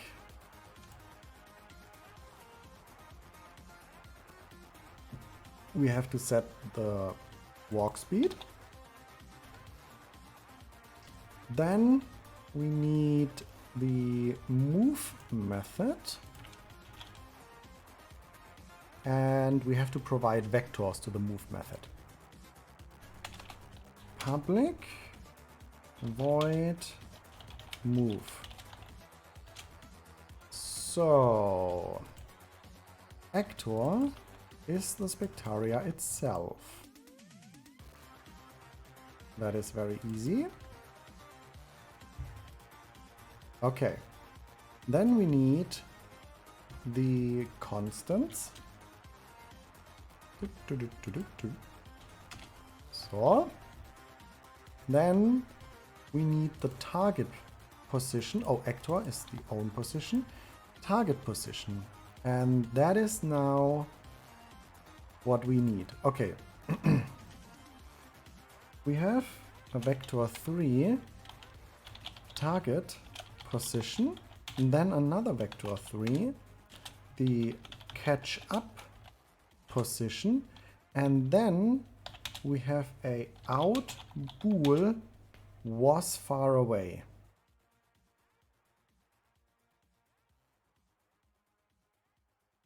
No, different. If the far away has changed.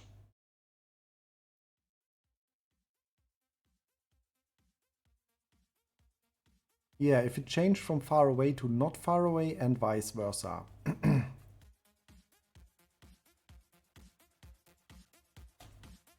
Has changed far away state.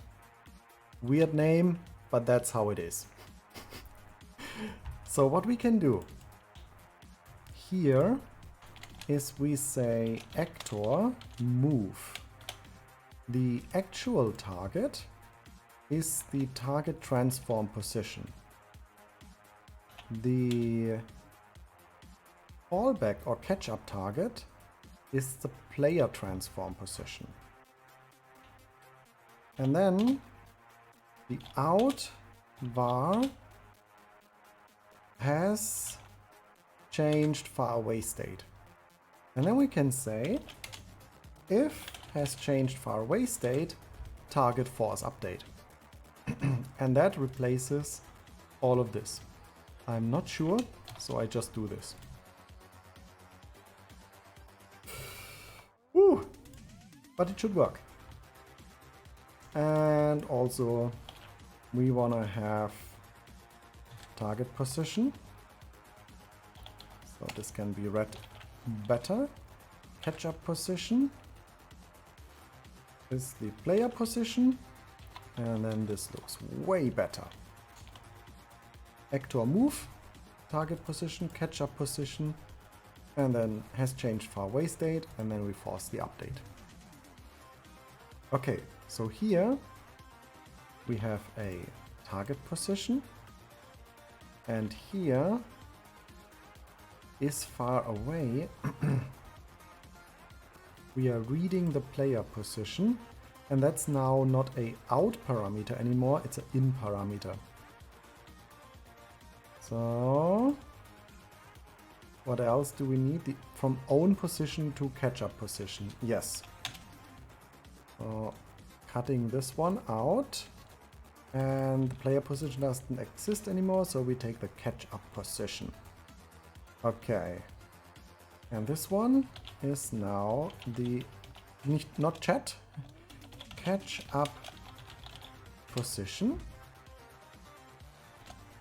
And yes, it's a vector 3, but it's going in. Value passed to the method is never used. Yes. Good hint. Okay. Am I far away to my catch-up position? Where I actually want to go to. And then I receive the actor position. Yeah, which is just the transform position that I've got here. Oh, interesting. So I'm reading it anyway. Yeah, I could have used it here as well.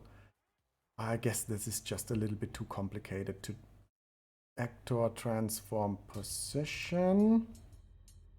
No, let's not give it back. No. Then we need a var here. And we remove it from here. And we just take the transform position. Like that. Okay, that makes it way easier to understand. We take away the force update here. This one isn't even necessary anymore. Unless this is being set to true. Yeah. And then we have a problem because this needs to be set at some point. So let's just say this was far away is different from far is far away. Then we are just setting it so it happens always. It always happens. If they are different, this becomes true. Then it has changed. Okay, now we don't have an issue anymore. We can call the move command. And now we can do the very same thing in our wait for dialog. Here. And the target is a vector that we need to receive when entering the state. How do we do this? We need a method that is, I guess, currently the method here. Try wait for dialog. Try enter.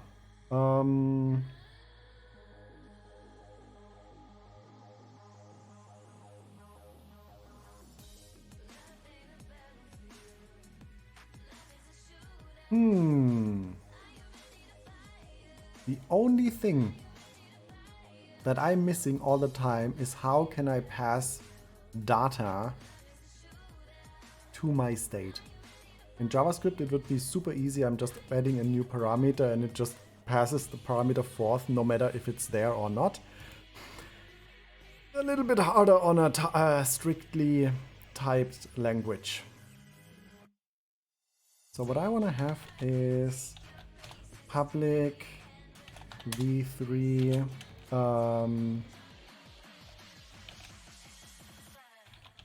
target or dialog position. Dialog position, yeah. And this is my target position. And the not assignable to Unity engine. Wait, what? System numerics? Unity vector. Okay. This replaces this, and the catch-up position is the same thing. Just go to that position. We don't need the outgoing parameter, so we just replace it with an underscore. So we don't even need the type anymore.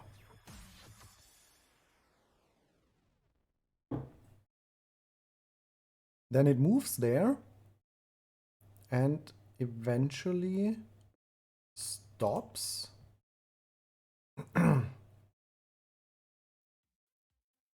Probably, or it just wiggles around that location. That could be possible too, because now it stops when it's close enough to that location. I don't know if this is working very well, but we have to test it. We still need to think about when to stop the Spectaria. Okay. So we still need to have this position. I can simply add the state to the Spectaria and create a new try enter method. Yeah, that's how we do it. Okay. Public state Spectaria wait for dialog. State wait for dialog. And instead of try enter. It's on the state machine, and the state machine isn't in here, right? Oh, it is. Oh, that's nice. So we can do it. Public bool try enter position state machine. Oh, actor state machine, or I could use. Wait. Public? Oh, without two.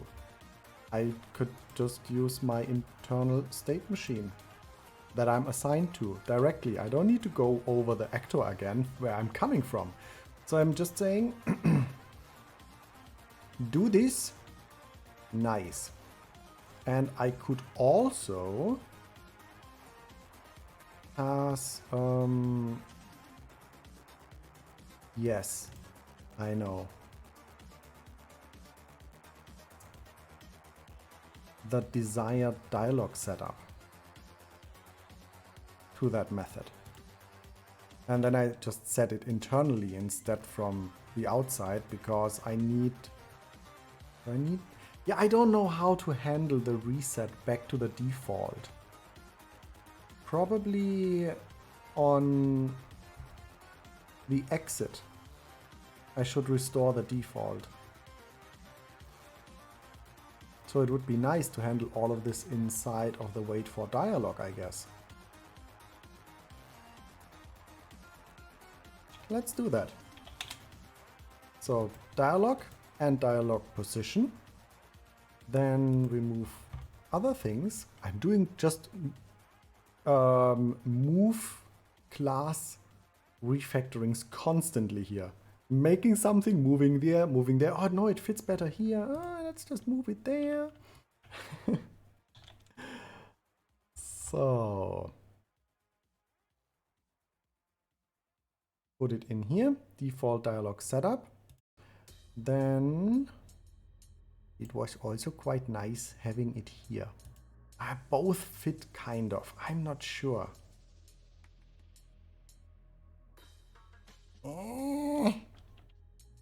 Come. For the moment, I'll just keep it here. And here. And then we need to call it, instead of the state machine, we say try enter here. We pass this one. Oh, and not this one. Dialog setup. No, position. Dialog setup is here. We still need the position here. Vector 3. Dialog position. That's the one that I'm missing. And the question is, where? I'd say... Oh, my blanket! I need to optimize my sitting position. Oh, that's perfect. Okay, I guess I can make the default without the position, just taking the player position +2 in X as I did it so far. So we can simplify the function call. Public bool, try wait for dialog, yes. And then we take dialog position is transform position, then dialog position dot x +2, and then we call the other method. We are not repeating everything as suggested. So we call it like this. We're just generating our location. Let's see if this works.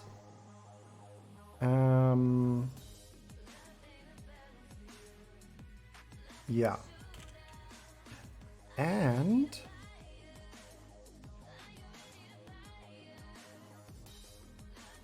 I wonder if I can get the event somewhere to go to the Spectaria when we've reached the target point, because probably oh, there was. Is far away. State Spectaria idle is far away, so I can now call actor is far away. And we don't need both parameters. Catch up position. I didn't need a position so far. This is then the player position. Transform position. Yeah, is far away to the player position.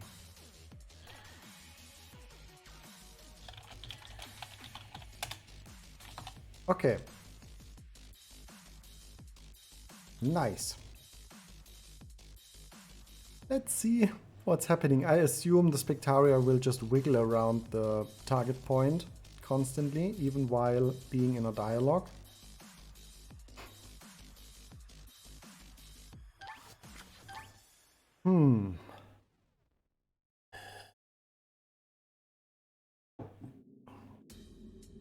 Okay, come with me.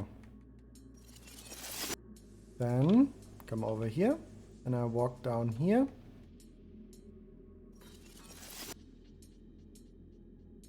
Null reference.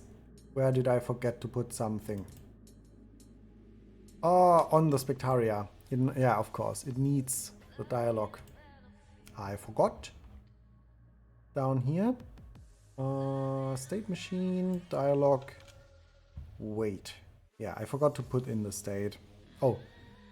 What do we have here? Was far away. We need to hide that one. Non-serialized. For this one. Catch up speed. Yeah, that's okay when it's serialized at the moment.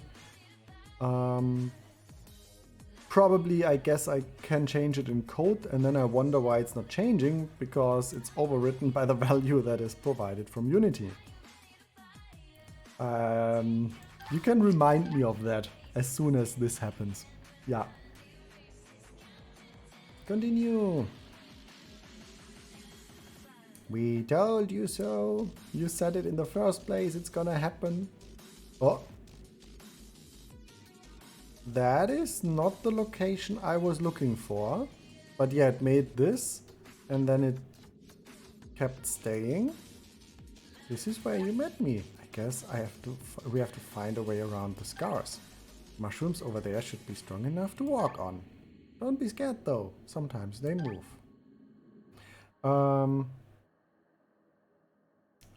I used its own position, right? Right? Not the player position. Yeah. Almost right. Where's the player position? Here. Okay. Then it should move towards us, and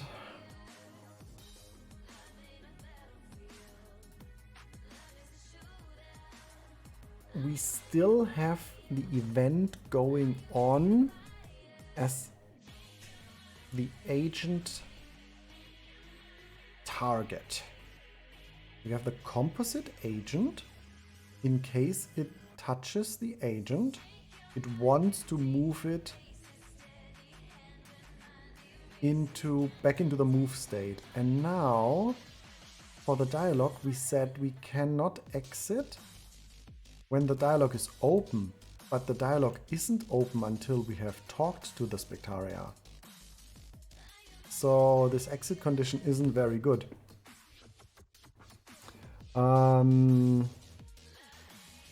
We need to put false in here. Actually, as long as we don't want to.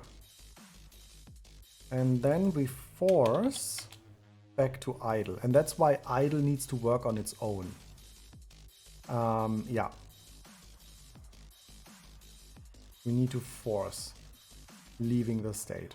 This is a state that cannot be left until either, which here still has to be implemented. Oh no. Add to do, implement distance check. Either the player is too far away or the dialogue has finished. Successful. Not interrupted, but successfully finished.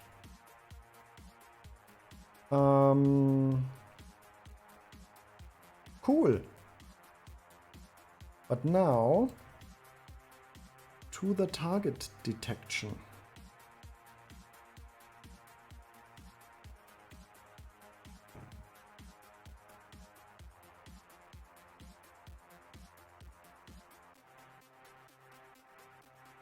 How can I make it stop?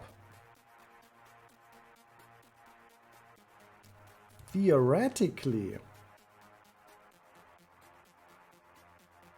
I could access the target and tell the target to go there, to that location. Just pin it to that location and use the trigger to, well, not really change a state.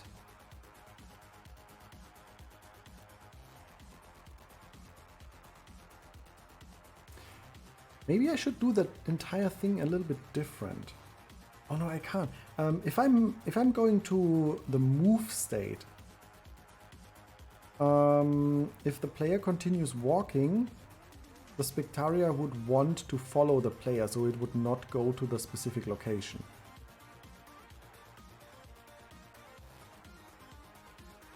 Oh, that's kind of complicated.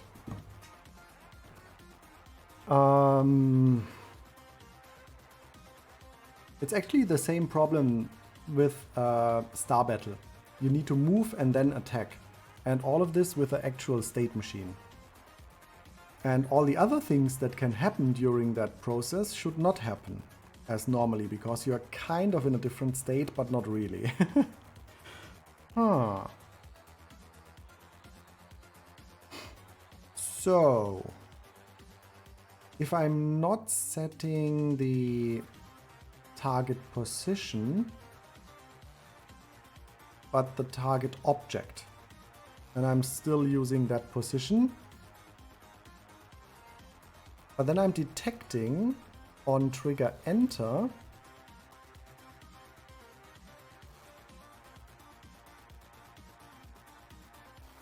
what if the Spectaria is already in the collider? Then I would never have the trigger enter. This could happen. It's not that unlikely even.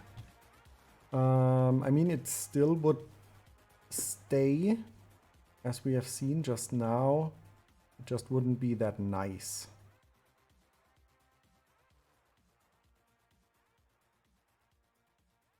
Yeah, it could happen. So, for example,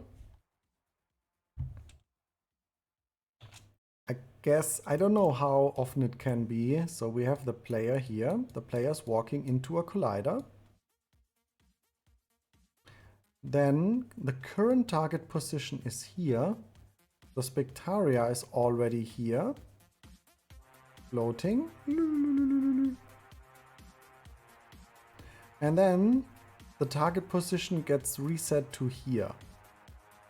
So it's still touching the Spectaria.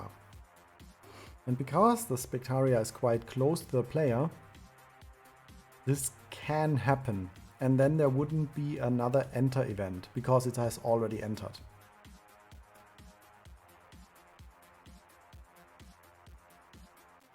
Bad. The only way to prevent this is to go for trigger stay. And then check if the position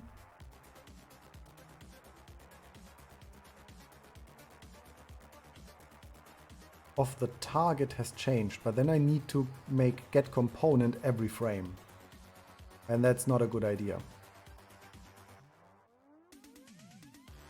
No, not at all. So I guess I'm just gonna go with that tiny risk. It doesn't create a huge difference. Maybe the Spectaria turns around because it overshoots a little bit. That's very likely in that case, but besides that, it doesn't matter. Yup, it is what it is. So let's see. Try enter idle. Wouldn't happen in that case. So continue thinking. It wouldn't go to idle, so it would still continue moving to that position. Ah.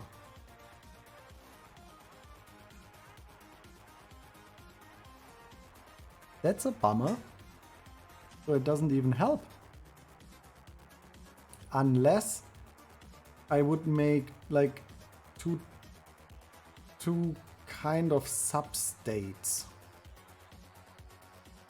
For the movement, I'm going actually to idle, and for the other thing, I'm calling a method on the dialog behavior to tell it, hey, please stop moving. Then I have two different implementations for the movement. Still not very nice. Or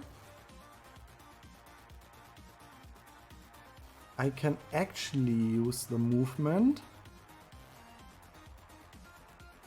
but then I need to notify the movement that it is moving to a dialog position. Which means it needs to take different different positions to go to. And then I'm switching over to the dialog when it has reached the target position instead of going to idle.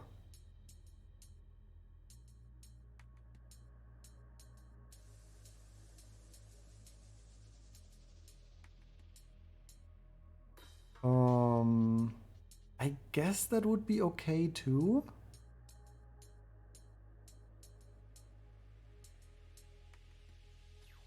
Also, yeah, I need to have a different location, because then the target position and the player position, so it is not allowed to move towards the player anymore. They need to be the same.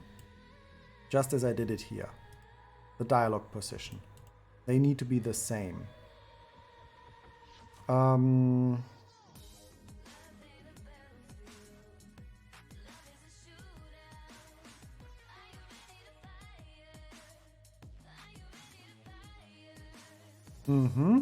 it is not allowed to update anymore. So I need to be able to stop updating, but also reactivate updating.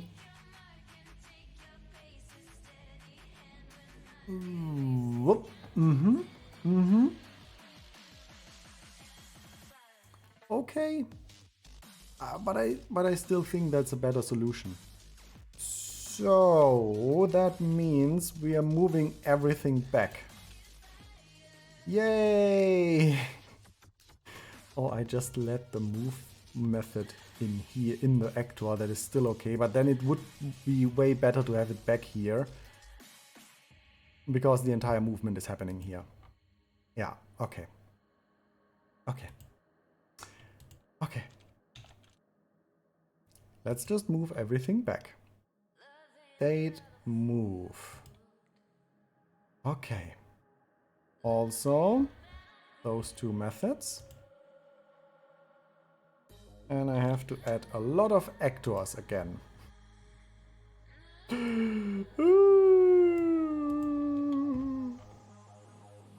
Okay. Actor input, actor walk speed, input walk speed, movement display. And then we need the constants again. Moving again. If you want to move again, just say it. We want to move again. So, default speed. Oh, that looked so nice here.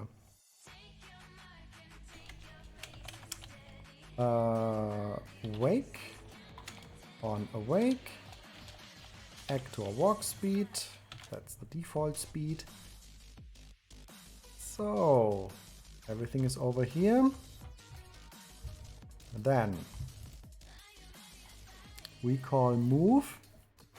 And now everything depends on, do I want to move to a dialog position? Which means I actually need a function here to tell the system move to dialog position. Okay.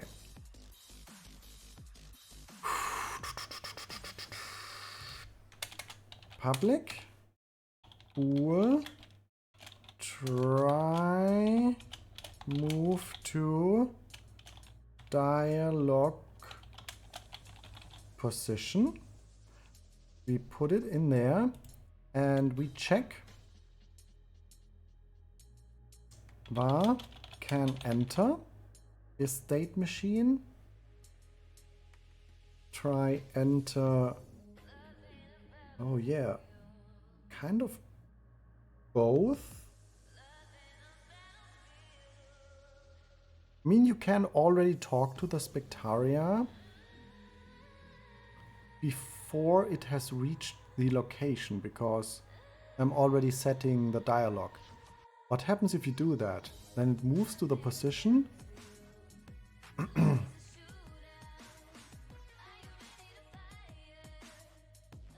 During the dialogue, I guess. So we need to reset the dialogue position movement flag when leaving the state. Yeah, so it stops the movement. Do we have a on exit? Not yet. Oh, oh, we have one. Oh, it's here. Wrong location. On update. On exit. Move direction 0. Okay. Move to dialog position. Then we need the dialog position. And we need a flag. Because I could check for a null vector, but that's... I mean, it would normally work. It's very unlikely that it wouldn't work. Hey Drago, good evening. Hello there. How are you? Yeah. When would the Spectaria exactly be at the 0 position? Probably on the initial cutscene. So, public bool move to dialog position. And they are all non-serialized. So the question is, which state do I ask it for? We ask for the wait for dialog. Can you enter this one at the moment? Yes, no. And if it's able to move or not is not that important. The more important thing is that the dialog is going to work. If not, return false. Otherwise... Oh yeah, that was the thing. We don't need the position because we want to move the target. Right. And we set this to true.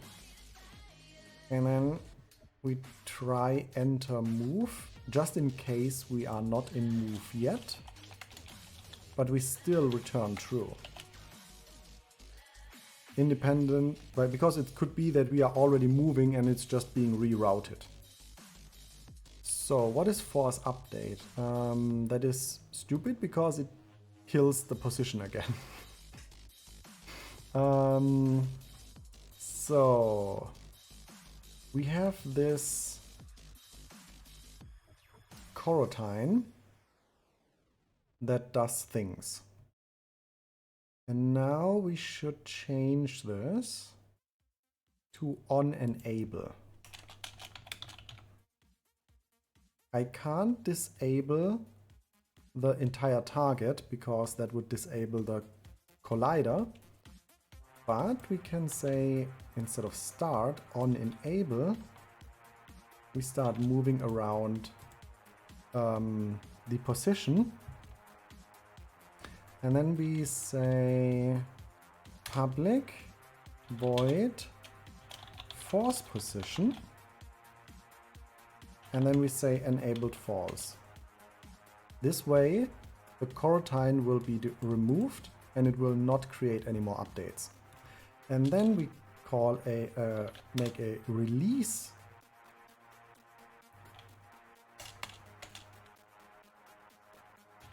Release. And then we enabled it again. Oh god, oh god, oh god, oh god, oh god. Okay. Target, force position, dialog position. Ooh, that's a lot of stuff. And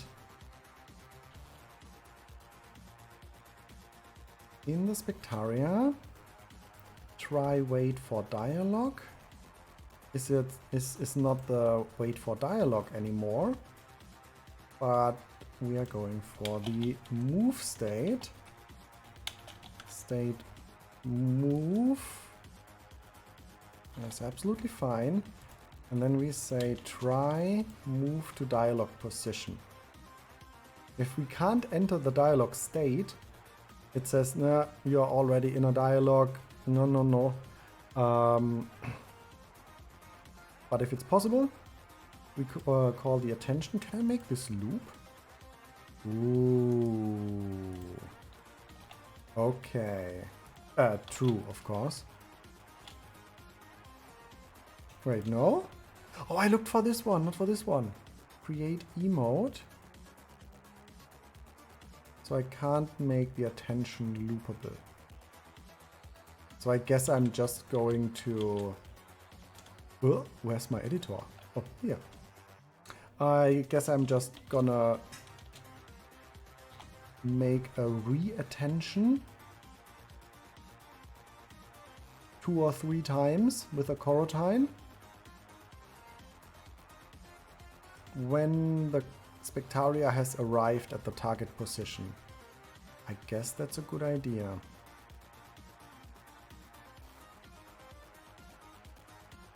It looks nice like this, but then we take it out of it. And on enter, let's just make the AI do it. Please. Oh, but what if I'm already talking to the Spectaria? I can check this via the dialogue. Please make the emote appear 3 times with some delay between. Do not continue showing the emote when actor composites dialog is open. Do not continue showing, yeah. So now it should create a coroutine with wait inside. Oh, it's even a loop. Interesting. Attention, start coroutine. Of course, we're putting this into enter when the Spectaria is at the location. And then we have the enumerator, system collections enumerator. Var I to 3. If dialog is open, yield break, try create emote. Well, that's almost what I wanted. Actor, composite, emotes, attention, and yield return delay between emotes, and I would say like 3 seconds. Okay, and then of course show attention emotes, get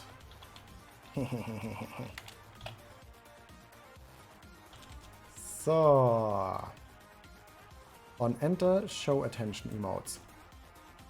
Nice-oo. Then we can take the move command out of it again. We need no try enter anymore. Also no dialog position, because the dialog state is not responsible for movement anymore. But we have to do one thing in the movement, which is deciding which type of movement we want to do. And I'm now deleting all of this and this.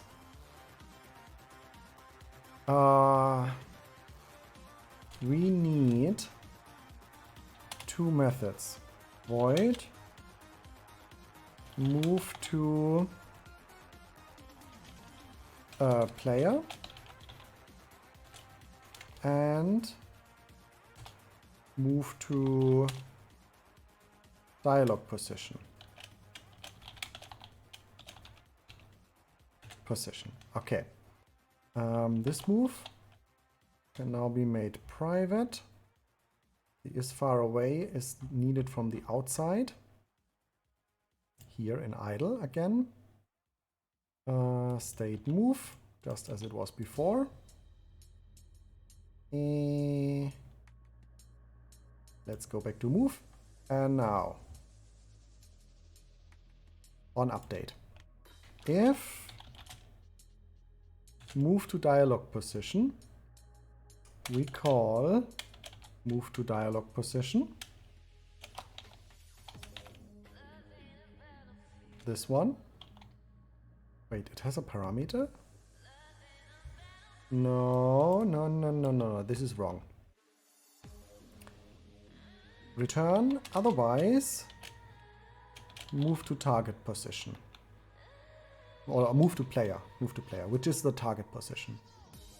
So this one is the code for moving to the player. We take the target position and the catch up position, which is the player position, and we have to ask for has changed far away state. Then we make a force update. Very similar but not identical is move to dialog position. We still have the target position, but now it's in both slots. And we don't need the update, and we cannot have the update because it would move our target position to somewhere else. So we go here, try move to dialog position. We say this is true. We force the position of the target to that position. And then it moves to this position.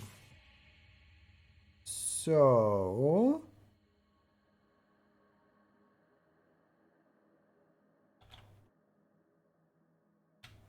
we need to be able, where is my agent? Okay, it does not have a link to the movement yet. Public bool is moving to dialog position. Yeah. So then we can ask it and let the agent say, okay, if I'm moving to the dialog position, I'm not going to idle, I'm going to wait for dialog. For that we need state spectaria move, state move, and then we have if state move is moving to dialog position, actor state machine, try enter, wait for dialog. And now it doesn't matter. I could make else or I could make this, but I guess he wants to make a return thingy now. Question. Oh, by just saying. Yeah, that is possible too. Because it's just a string. Normally I don't really want to do that. I want to have it not as a variable, because it makes it easier to find again. But yeah, that is nice too, and it doesn't complain. Me schmort. Okay. Then, is there anything else to do? Yes, we need to reset this flag and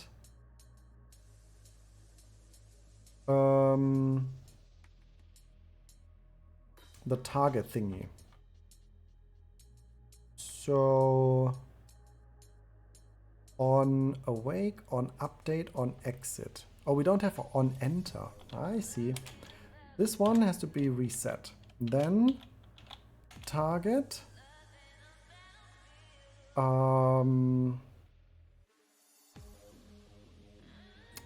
Maybe I should have a disable too. Release.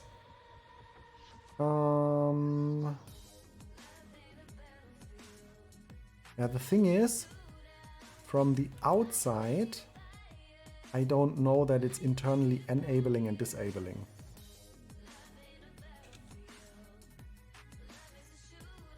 But if I'm now making methods like enable and disable, I could just use enable and disable. So I'm just using that. Force position. So we say target enabled false. Yeah, it sounds plausible, forcing a position and then enabling the target, but no.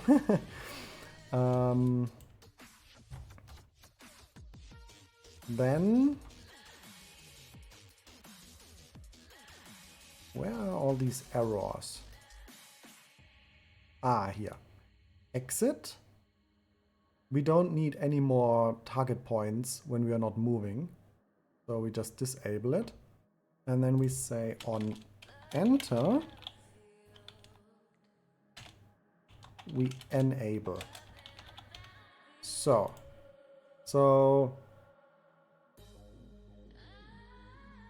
I hope this is working. We try to go into the dialog state. The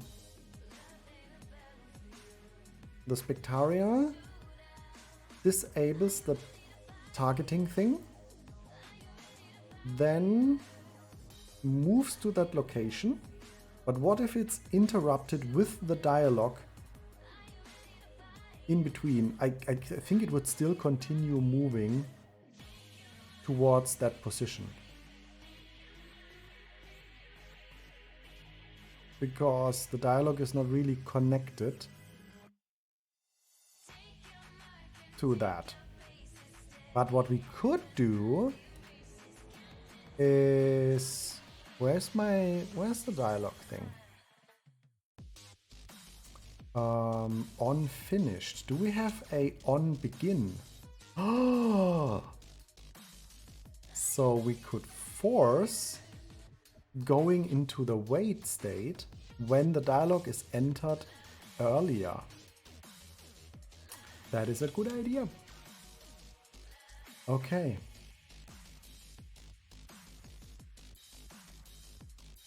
Which means this is a generic thing. Whenever I'm talking with the Spectaria, stop moving. Public. Let's go on awake. Actor. Composite. Dialogue. On begin. Force this state. Is it going to be? It makes exit and enter. So it actually re-enters.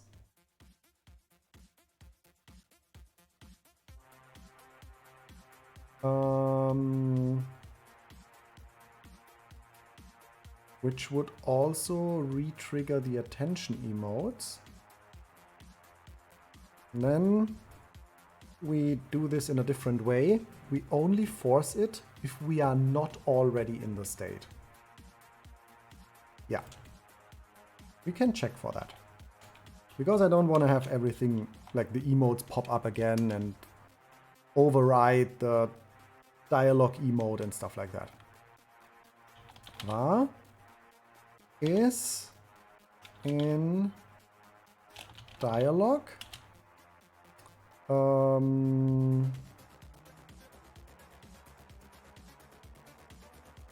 we say already in state.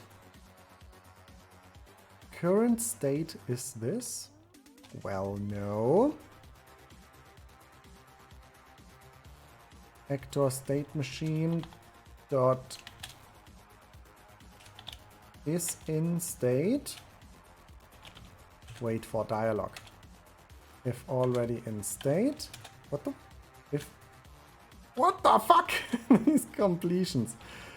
Return. Nothing to do here. Otherwise, I'm forcing the state. I could. Wait, I could make another method. That would be nice. Which would be, I want to force, but only if I'm not already in the state.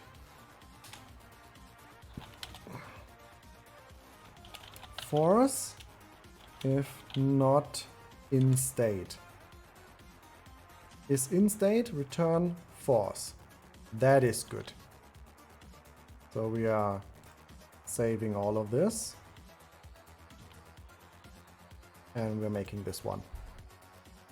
State machine, force if not in state, wait for dialog. Cool.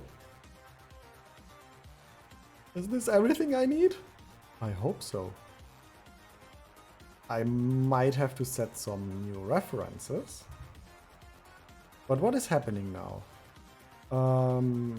It's moving towards the target. I can even talk with it while it's moving towards the target. Oh, that's a few things to test now. And then it's waiting there. I don't have an exit condition yet. That's the last thing I guess I'm gonna do. So what do we need? The move state. There you go. And then inside of the state machine, we need, yeah, the target is something that I'm setting from the outside. That's already configured. And the follow is actually the agent actor composite agent. Is this the real name or is this just fantasy? Did I not rename that one? Spectaria composite follow script actor composite agent.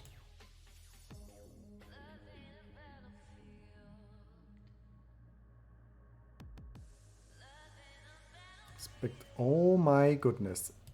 Yeah, the refactoring didn't rename the...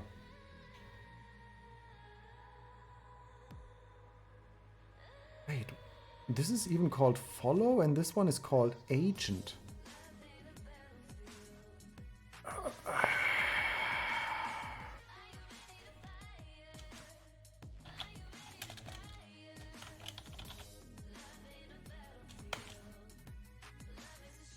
Still not renaming.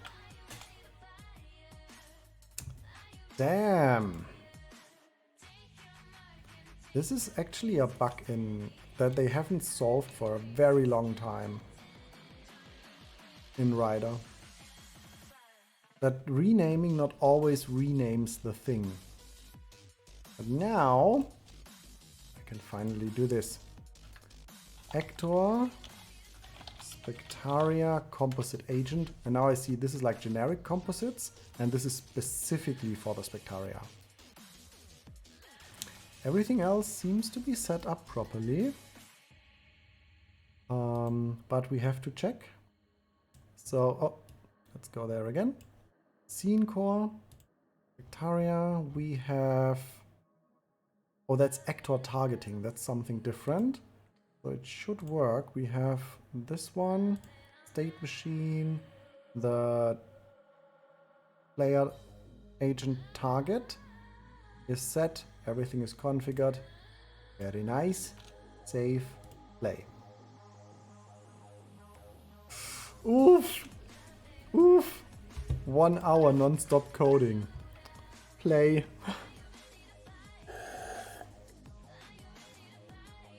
Oh no! Oh, I hit the inside just from going together again. in the beginning of the week, I bit my cheek. Is it cheek? No, this thing, the inside, with like the one of the last teeth. And in the beginning it was like, okay, I just hit a little bit. But you know, this is one of the strongest muscles that we have. And in the very back, the lever is the strongest. Here, not so strong. Back there, super strong. Physics and stuff. Oh, it was in the beginning of the week. It still hurts so much. I always make like, and I look into it. I have like a 2 millimeter wide hole in the inside where one of the corners of the last teeth hit into the flesh. Oh, god damn it. Every time I'm brushing teeth and the toothbrush is touching it, like, oh, but I need to brush. God damn it. This is a bit weird. I need to put it into a spot around the player. Okay, my little fluff ball. Can we activate some gizmos? Maybe. And then click on this so we can see. No. No. Where is my agent that I'm going to? Oh, outside of the scene core? Why is the agent outside of the scene core? I am a bit confused, to be honest, but okay. And why am I not seeing anything? Oh, it's hidden. Okay. There we are. And we see the head, at least the head. If I'm clicking on the agent. There we go. There is the collider. Okay. And then I go here.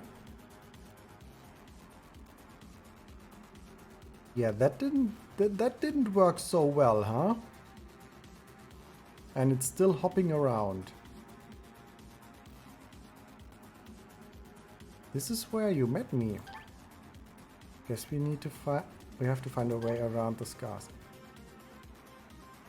Oh, yeah, and it's making like toot toot toot. This doesn't look very good. And now it arrived at the location. Of course, the dialogue is still there. I mean, I guess it almost worked.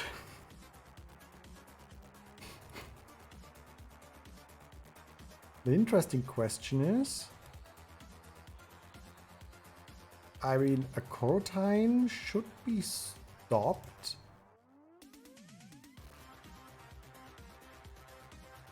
when the object isn't enabled anymore.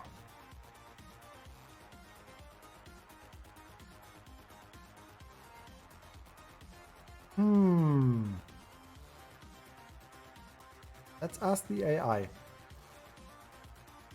Is a coroutine stopped when the mono is only set enabled false? I think yes. No. Oh shit. I see. That explains something. So we have with unabled, that's why it jumped around, because we had multiple coroutines running at the same time. Then stop all coroutines is okay. We don't even need to save the specific coroutine. Just stop them all. And why is the thing set parent? Oh, because I'm moving it to the parent. By the way, why am I doing this? I think this is not necessary anymore. Looky. Scene core base. And I've got the target here, and it is not a child of any of those anymore. Yep. Which means this is unnecessary. That's why I wasn't able to find it, because I expected it to be here, but it wasn't. Let's go! Hoping it's going a bit better now. Load.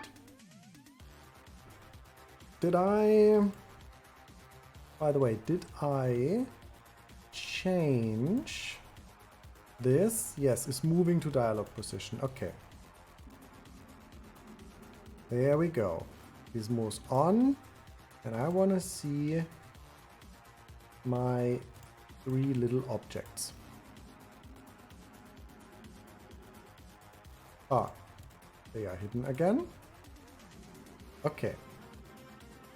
This is the player, the Spectaria, and the Spectaria's target. It's not moving towards the target because I need to be in a certain distance. And then it's at the target. Oh, and then it's waiting.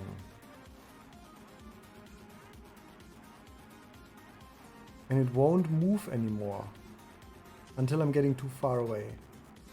I see. Well, let's get over here. And then we walk back, and it should appear here next to me, but it stops. 1, 2.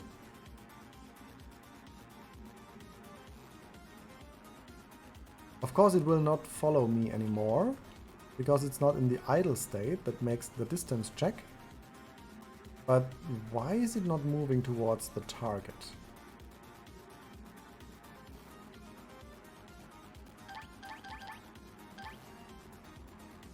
And now, of course, it continues with the normal behavior, but it's making the exclamation marks again. Wild. Which is an indicator that we are going to wait for dialogue again. Okay, let's check move. On exit, move to dialogue position false. Enabled false, move direction 0.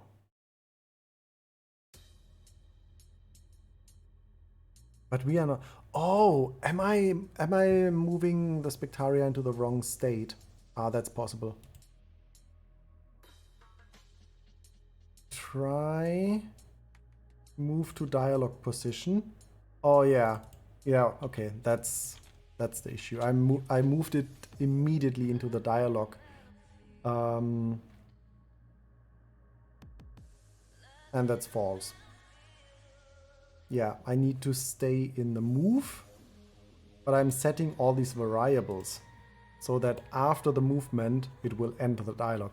So it was halted because it exited, but then why would it repeat the exclamation marks? Because it shouldn't be set to, because the is moving to dialog is set to false. It shouldn't be going back to the wait for dialog.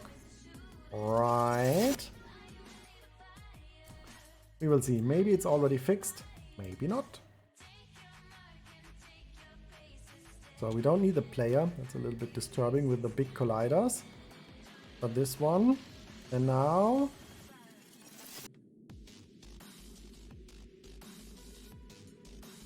No. That's not what we wanted. Okay, something went really wrong. I need to check again. Why have I changes? Okay, save whenever you want.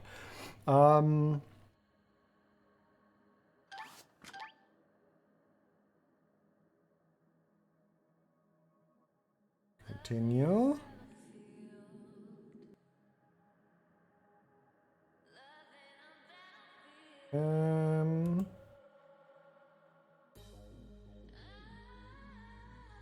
That's a bit meh that I have to select this every time again. But it is what it is. So there it is. You stay there. And then... Oh, and it immediately hopped up there again. Okay.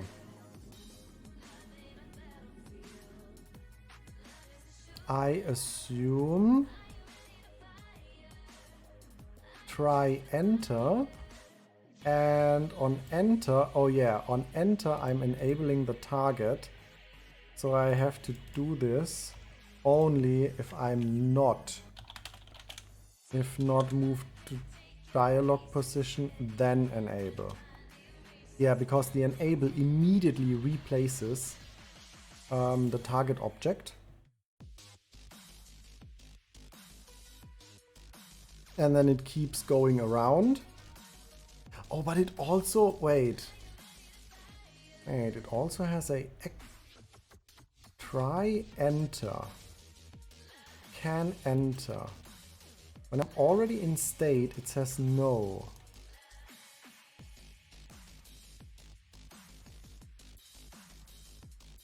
This one is false.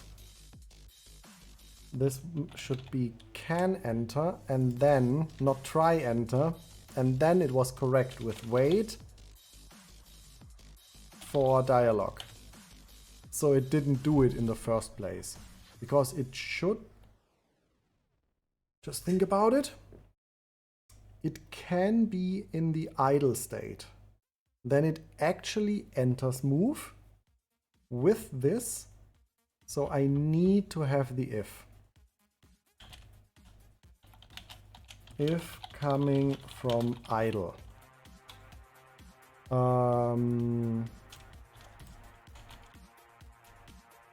Coming from idle. Don't enable the target when moving to dialog position. Yeah. I mean, that's kind of a Captain Obvious comment, but this time I have the feeling, next time I'm reviewing it, like, why am I not enabling the target? Because I have forced a target and it should not reposition itself. I haven't really written that down now, but I hope that gives me an idea that it's not random. There is an actual reason that I did this. Zack. Okay. Get over here. A little bit further. And now come here. Whoop. That's the position. Reach the position. Exclamation mark. 3 seconds, another one. We need to take more than 3 seconds in between, maybe 5 or so. This way you met me. Nice, nice, nice. And now it's back to idle. If I go too far away, it follows me again. That's how I wanted it. Cool. Yeah, that is pretty cool.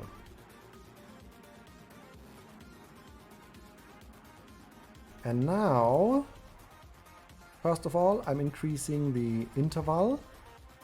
And then I test what happens if I'm talking to the Spectaria while it is moving to the location. Because that should work as well. So where is it? Ash, hey, welcome and thanks for a follow. Target, wait for dialogue, this one. So let's just wait 6 seconds between the attention emotes. They themselves, I don't know how long it takes, 0.6 or something, or one, it was somewhere around 1 second. And I don't want it to be too much into the player's face. So for once, we need to watch it with all the gizmos again, which makes it a little bit hard to see with the exclamation marks, the attention. But it's necessary to see where the colliders are and if the movement is correct. So we make the Spectaria stop somewhere here. Yeah, now it's in idle state. We can now take advantage of this. It's not gonna move until I walk into the collider. That should be far enough, or at least we can guarantee that it's not there. And then I just catch it on the move and it should decelerate and talk with me. And after that, it should continue normally.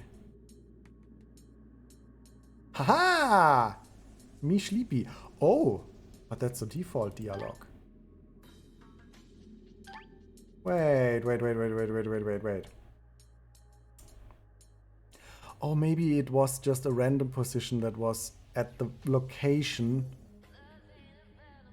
which was just by accident right to the player, and I hadn't reached the... Okay, I need to activate the collider to be sure when I have reached the collider. Yeah, because the dialogue is immediately set. It can't be that I had reached the collider and I'm still having the default dialogue. Okay. Let's go for spawn corridor, trigger mushroom path, that's the collider. And then those two. Okay. Now I know when I reach the thing. You come here. And I try to catch you. Oh, this is okay. This is where you met me. Yeah, see? It hasn't reached the collision point yet. It stopped because I start the dialogue. We have the dialogue. Now let's turn this off. We have the dialogue emote and we have the correct dialogue. Very nice. So both options work. If you just happen to talk to the Spectaria in the moment where it moves towards a hint location. I guess we have to find a way around the scars. Mushrooms over there should be strong enough to walk on. Don't get scared though. Sometimes they move. And then we can walk around again. Yay! Strong enough to walk on. Lost mushroom path. Cool! I mean, I guess it was a little bit of a complicated thing to do. But it's still nice to work with the Spectaria more.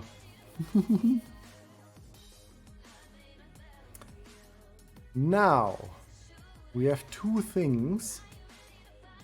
The idle state should maybe sometimes hop back into the movement state so that the Spectaria keeps moving around the player. And we need to add a detection for when we are too far away from here, and we can take a look into the tutorial Spectaria because on begin dialogue we also have to check that we are facing the player when we begin a dialogue. I guess we don't have that yet. So when we are too far away here in area range, that's what we need, but without a destroy. When we are 50 fields away, we go back to, well, then we go back to move, pretty much. In area range, direction 2, approximate area. Have I used this multiple times? Oh, that's, wait, that's in actor. Oh, okay. Actor is in area range of the player. What do I need here? Oh, another actor. Okay, that's easy. Actor, player. Are we... What the? Are we in 50 meters range to the player? Then do nothing. Or we just invert the thing and then we go back to move. If not in range,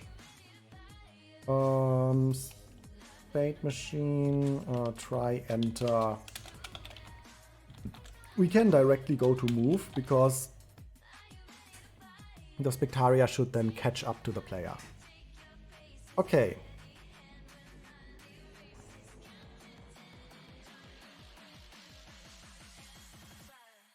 We can't try enter because we can't leave. So we have to actually force back to move. Yeah. And we have nothing else that we need to do. No. That should be working. 50 is quite far away, but it should be working going back to the original spawn place. Yeah, that should be far enough. Okay, so we can test this. And maybe we don't have a position marker yet for the Spectaria, but we just have to reroute the position marker. Yeah, that shouldn't be too big of an issue. And how about we also check for the idle state as well?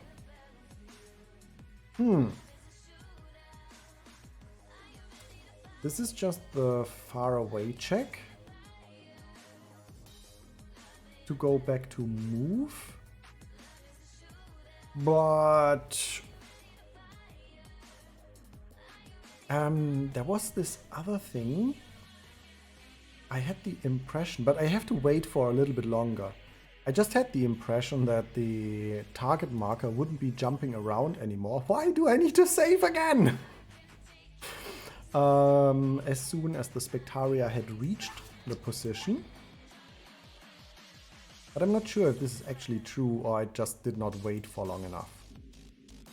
So let's see.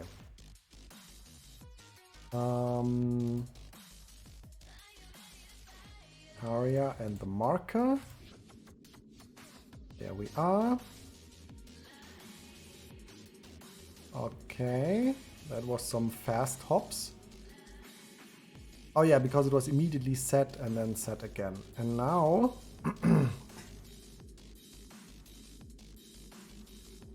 there's not really much going on anymore, right? Because, yeah, because we have left the state.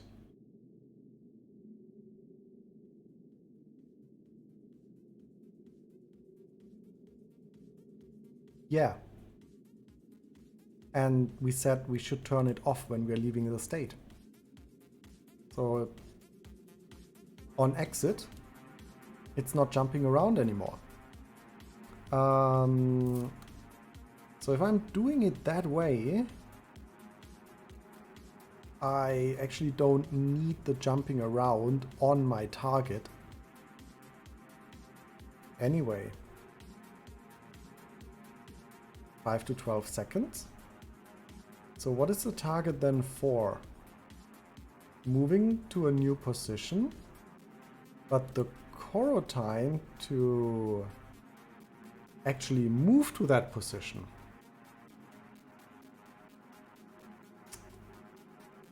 should be on my idle state. When I'm idling, wait for a certain amount of time and then update.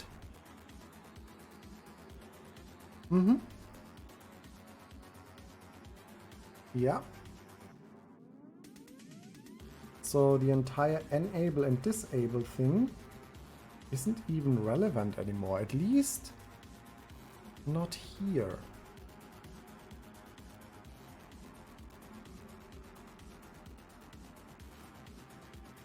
I think. Okay, what else did we want to test? We wanted to test that gizmo's off. I walk here, Spectaria goes to the location, makes exclamation mark. Then I'm doing other things. It makes another exclamation mark. It makes another exclamation mark. It keeps waiting and then I just go away. There shouldn't be an arrow. And at some point, yeah, it should be far away. It should come back again. I hope so. Please come back to me. I didn't want to leave you.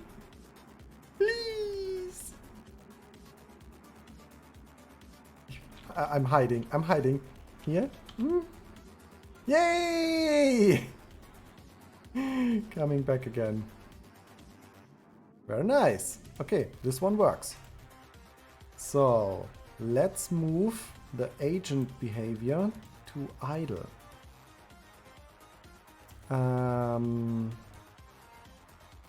Taking the 2, which is then not enable and disable, but enter and exit state.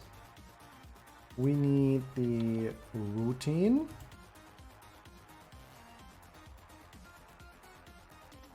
We put it here, I guess, and force update, random position.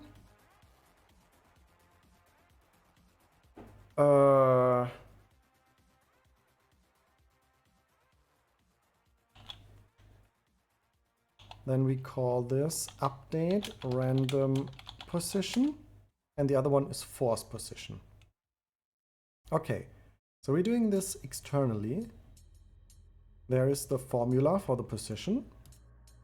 We don't need a collection anymore, but we need it here in numerator.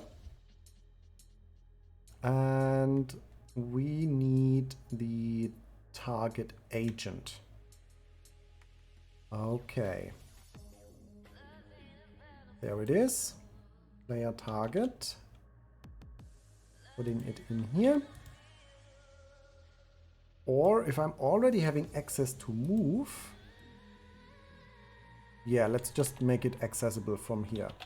Public ACAT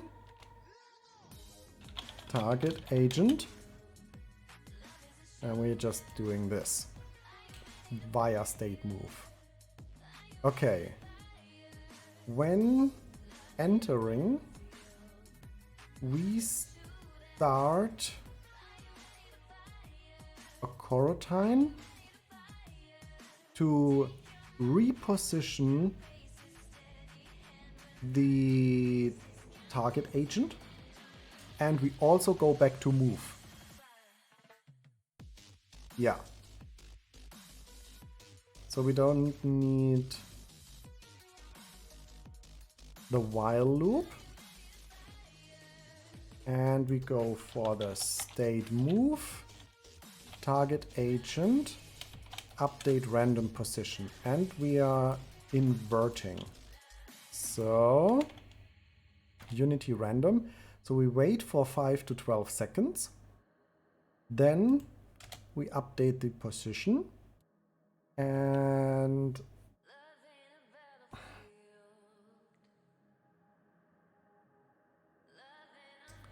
I'm thinking, is there a way I can't, I'm in idle and I can't enter move?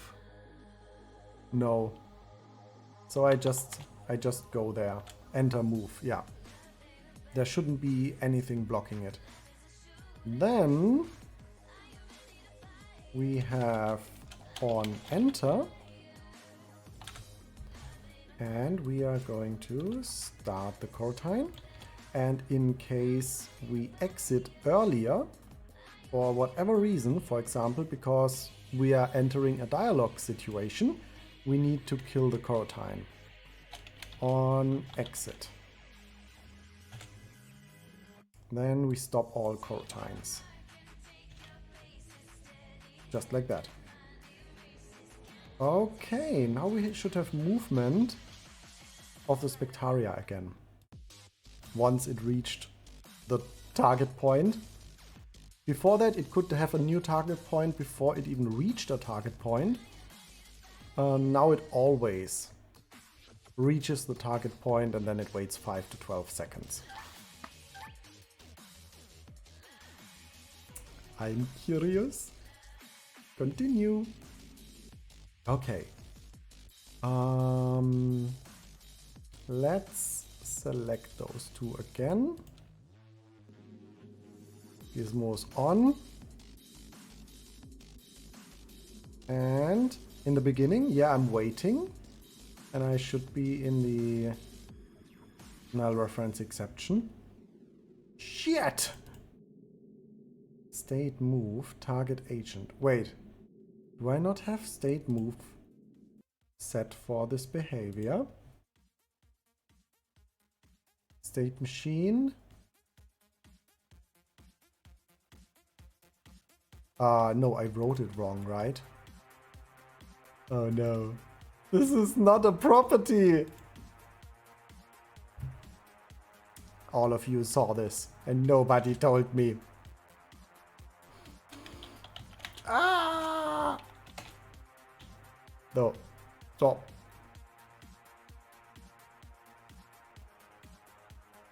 Do it again. Okay, save, whatever. I didn't change anything!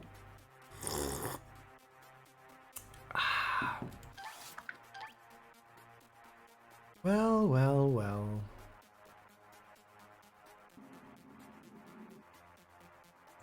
Oh, let's activate. I have to highlight them. Hide, unhide. Please, 5 to 12 seconds. You are in idle. Yay! Nice. 5 to 12 more seconds. Go somewhere else again. Woohoo! Very, very nice. But do we now not have the issue that the Spectaria wants to get to me? Ah, now it's creating new positions. Okay, this is still working because we are entering closer distance and that creates a new movement point. Nice. What's that? Oh, it's waiting because I crossed the line. Yes, sure, sure. Everything is working fine and as expected. Cool. And now, back to idle.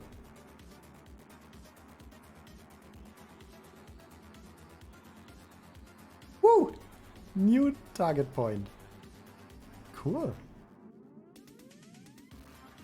The only question is, I mean, I have to watch this a little bit and see if it's nice. I probably need to reduce the time until it moves again, because there's like 1, 2. That took like 3 seconds to move from there to there. This like 2 to 2.5. So it feels slower probably.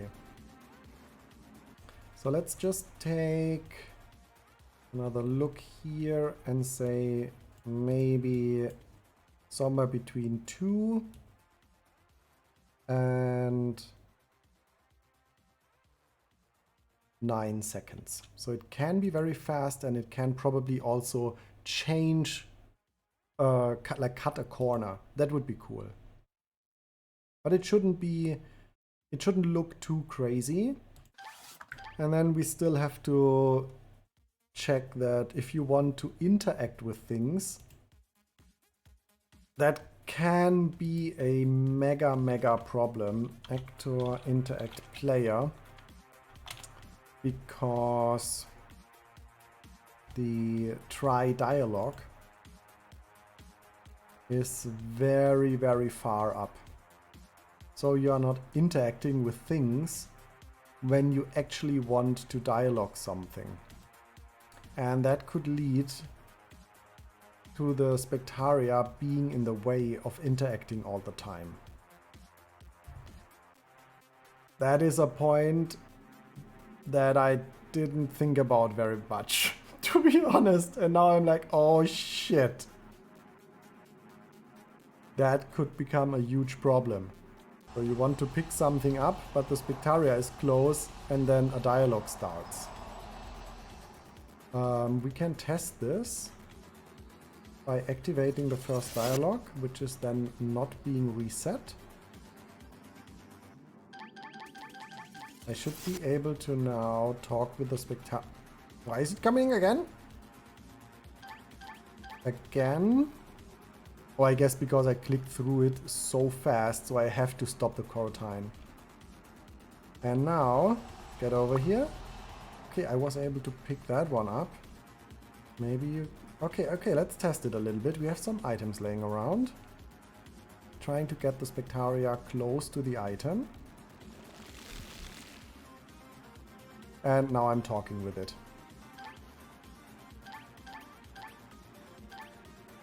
Yeah, and I can't interact with the item. That is the issue. Adam was today in English. Yes, sir. Hey, Gelite, greetings.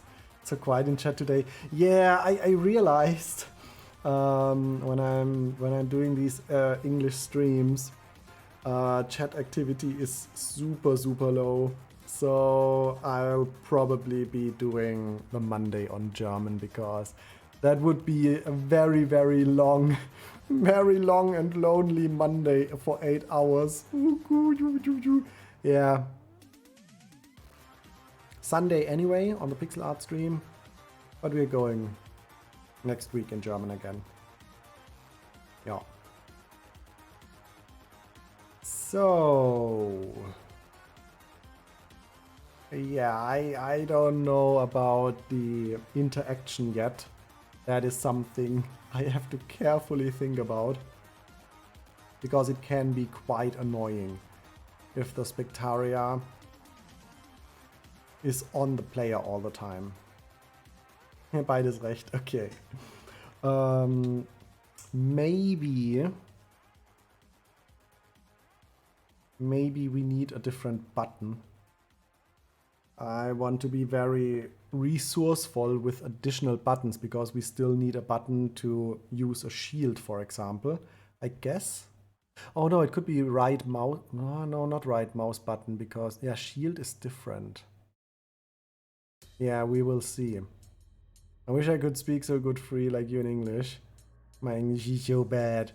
Two things. Watching a lot of English videos on YouTube, and being in VR chat for over 1,000 hours in the past 4 years. Yeah.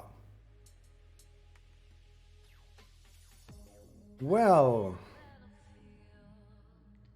the part with talking to the Spectaria, I guess will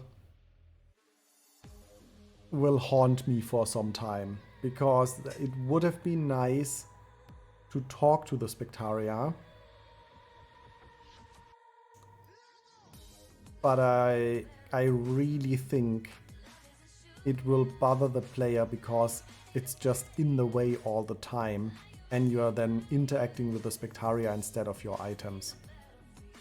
I wish I could... Oh, I already read that.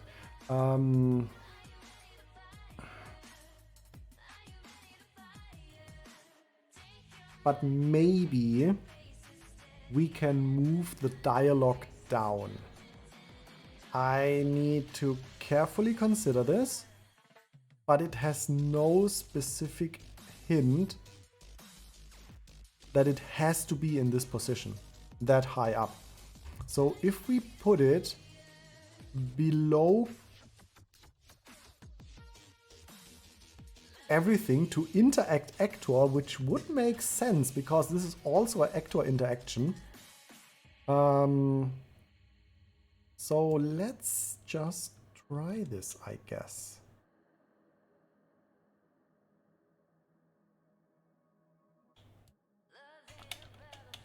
Allow interacting, allow interacting with the spectator and other actors, not from the distance, only if not holding an item, interacting with entities. Yeah, or placing items. Yeah, so you want to place something and then the dialogue with the spectator pops up. That's obviously not your intention. I mean, arguably someone will say, hey, I intentionally clicked on the spectator, but then the next one is like, hey, I wanted to build a fence and now I'm talking with the spectator. Then you have to take your placeable item off your hand and talk with the spectator that way.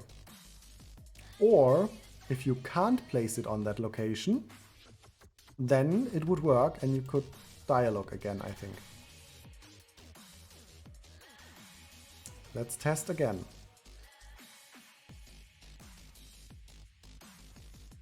Did yeah, I reduced the movement time. So let's test this again.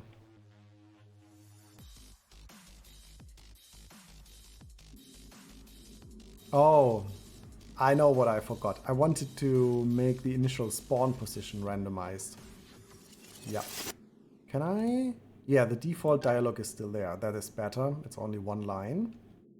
Okay. Come here, come here. Boop, boop, boop, boop, boop, boop. I need to go a little bit to the side. Oh, and yeah, now we have the issue. The new position is on the same location as the old position. And now it's never changing again, and the spectator is wiggling around. That's how fast it can happen. Oh, that is so hard to test. Unless I'm maybe hard coding it. That it's always moving to the same position.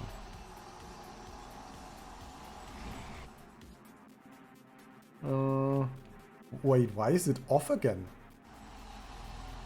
Oh, because maybe the spectator has left. Oh. I need to change those to player only. In the dev version of Godot, you can now click in-game objects in dev mode. And then in scene tree inspector. Oh, then they are shown in this. Nice. Dominic, hey, welcome, welcome. Good evening.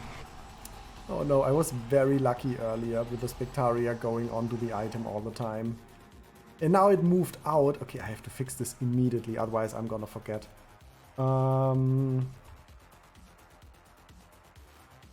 Why is the scene core always changed? Okay, here we go. And where are the rift scars?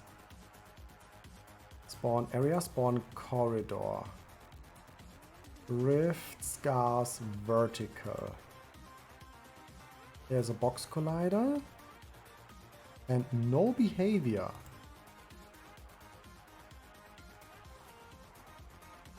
Holy shit. How is this working? Oh god, it's English day today. But not on Monday. Yeah, it's quite quiet in chat with English only. And we haven't really seen any English-speaking folk. So I guess on Monday I'll just go with German because I want to talk with you a little bit. I've been amazing. Thank you very much. And you? Ich muss mal... Yeah, I have to look for the rift glitch. Effect Rift Glitch. How is it activated? I mean, I guess I just have to change the collider to player. It's from a time where I didn't have it. One asset usage. Effect Rift Glitch. But who is activating this effect? Audio source, Tween. Rift Scars. Oh, the effect is inside and there's the collider. And that is custom edit. Or see here, custom edit. And this is an actor trigger and that's the issue. Why is the Rift Glitch not part of the scars? Okay, let's go into the Rift Glitch. There's the box collider and we change this to a player trigger. This object only. Save. Okay.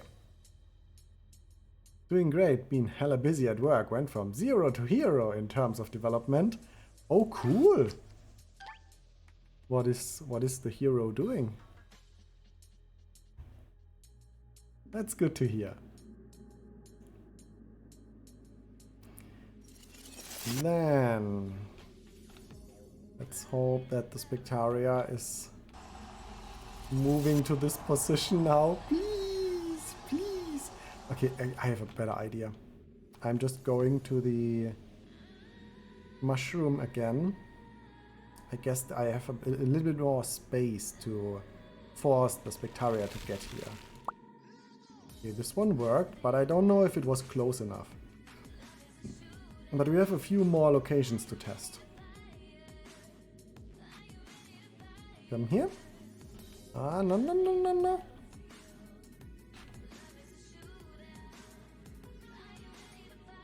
Come here, come here.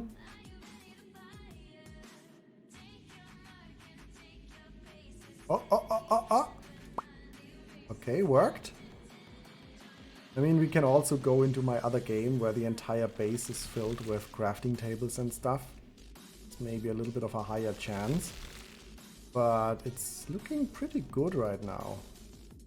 Some details, of course, and then the restoration of the previous dialogue. Yeah, sure. But yeah, come. And now, yeah, now we're testing it in the overworld. Sadly, luckily, we do everything ourselves, so it's a ton of work. We sell tires, rims, and other car parts. We also have a supermarket and pet supply.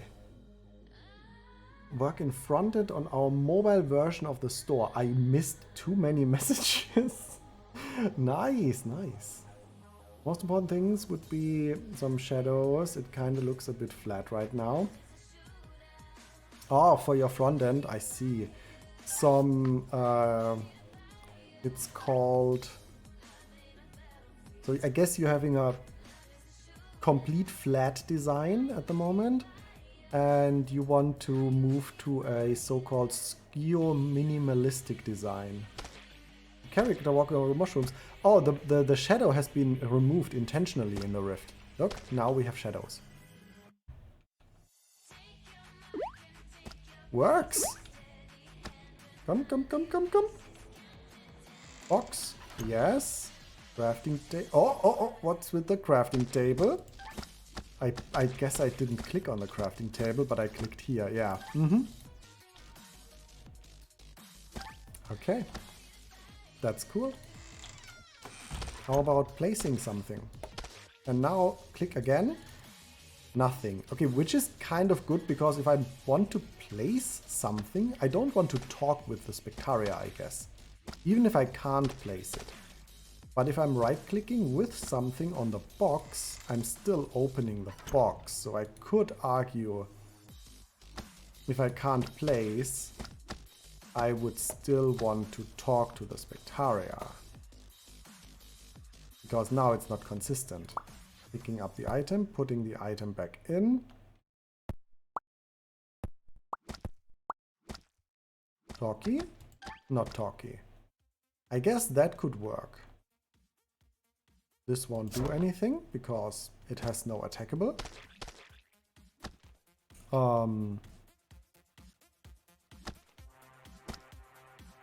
It's crazy how good the game looks. Thank you, thank you.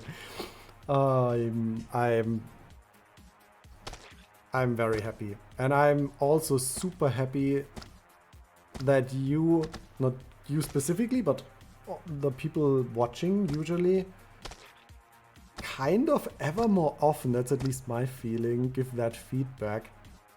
And yeah, it was very empty in the beginning, and it's better and better and better, not only because I have more stuff in the game to do things with that can be placed and used for decoration, but also because I became a little bit better with pixel art. Is there a reduced motion setting? What do you mean reduced motion? There is not a lot of motion. The trees movement makes me kind of dizzy. Oh, damn! I mean, you can cut them down. No, there isn't. But a lot of people just get dizzy in 2D games just from the movement of the screen in this way. The big top-down movement. That is crazy. But I never had problems with motion sickness. I mean, yeah, the first few times with VR, flying in a jetpack and going onto crazy rides in the amusement park. Yeah, sure. But besides that, not really. So it's that is a thing that I can't really test, and I wouldn't want to make like tons of options for everything. But that's actually the first time I heard that. That is very interesting. The trees. I mean, it depends on how strong the wind is going currently and stuff. Pick up. Put back down. Open door. Close door. Oh, now that it is here, Cherry wanted something. Cherry thought about a Spectaria bed. So if you go to bed, the Spectaria, if it's close, will go to the Spectaria bed. Can be a bit, not a bitch. Yeah, that is true. In the forest, there is a lot of trees, yeah. I'm not sure if I'm yet satisfied. I found the behavior in the beginning where it would move around all the time. I thought that was a little bit better.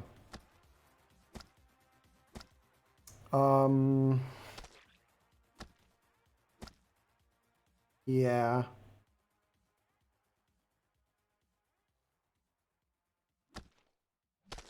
Now it oftentimes has this very long, so it doesn't feel like it's constantly, I don't know. Is it? Or is it just me? Because now it just looked pretty good when I was standing there. It's not that big of a difference. I guess I'm just keeping it now.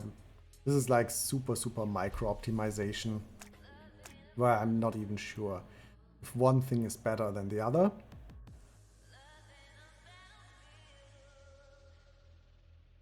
Yeah. And what we need to test is probably going into wheel time and talking with some NPCs, because this is actually where there's a lot of dialogues. So I'm just gonna try to talk to some of the NPCs. And actually, I don't think there should be any problem. Like here, it's actually where you're clicking closer.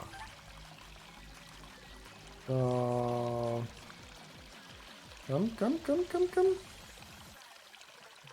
Okay, it's not even that easy if you want it to be on the NPC. Just taking something in the hand. Still, okay, I can't eat at the moment. this one. And now I can't interact with the NPC with having something in the hand. And that is kind of a bummer because I just implemented that if you're having things in your hand, but you're obviously wanting to do something else, because of course I don't want to place the sleeping bag on the NPC. Duh. Well, actually, if I'm doing this and I want to restore the ground, well, now it's even easier than before. Before, I had to be far away from the NPC and then place it. Some people realized this. But that is kind of better now. Being able to place something just next to an NPC, and now I'm clicking on the same location and then I'm talking. I know there's going to be different opinions. I want to talk with the NPC, and now I place the fence on the NPC.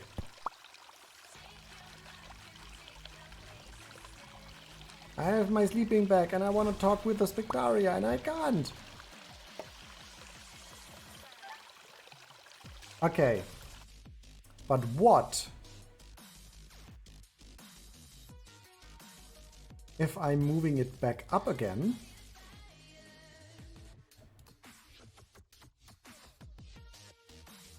It was here. And I'm in the middle of my base. Now is the question, how annoying would that be? And the big question is, which of the two is more annoying? That is now the question. I want to interact with an NPC, but I can't because I have an item in my hand that is then placed. So let's just go here. Now I want to craft something. Then I'm opening the box. I'm opening the box. Interacting with this. Now I'm talking and it's like, ah, shit. Get away, get away, get away. Maybe we can make something in between. We have use entity and collect. What if we just put it in between? So you can use entities and collect items from the ground without interrupting. But as soon as it's about placement and stuff, then the NPC comes first. That sounds like a nice compromise.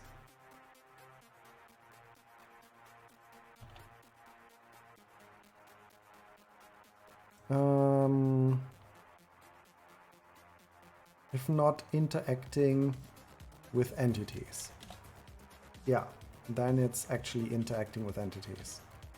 So this is still dominant, interacting with entities. And we go to the same world. Gunille Pink. Our pink catboy Viking.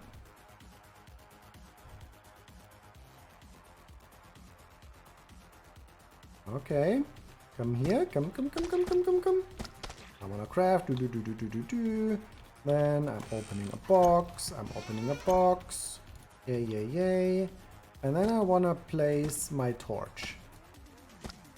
Oh, okay, it's too close, but I can go further away and place the torch. So this is actually, I think, a good compromise. If you're like, okay, if I'm clicking on it, sure, I'm talking with it. When I want to place something, then I just go a bit further away and I can still place it. But if I want to interact, put the thing on the box here, no issue. Interact, even though I have something in my hand, no issue. Okay, yeah, I like that one. I thought this is going to be a big problem, but this seems to be pretty good now. Okay. Yeah, looks good. I mean, I'm keeping it that way for now. And we will just see during the testing, because we still have to migrate a few things over. And now that the dialogue system is almost finished, we can have multiple different types of triggers to inject dialogues into the Spectaria. And then we will put a few more into the Rift. And after that, we come back to the main world, where we have the regular tutorial steps for the Spectaria and the quest-based things where it appears, or now not appears anymore, but just floats toward a certain position and wants to talk with you. And while doing so, I guess we will see how it plays out, because I'm just playing the game at the same time. So let's cut out this and make a commit of all of that, because that is a massively big progress and a cool update. We've pretty much added the entire dialogue system with the movement to a new location. That was a big question mark that I always had.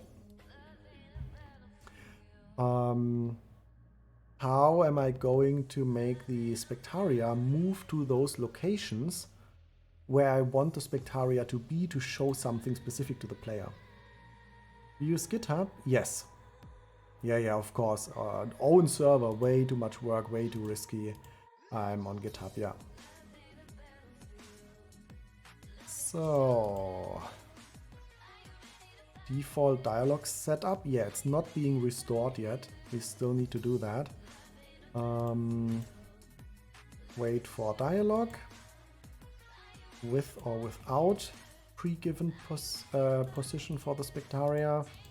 And we might also just have the Spectaria doing the exclamation mark on a specific location.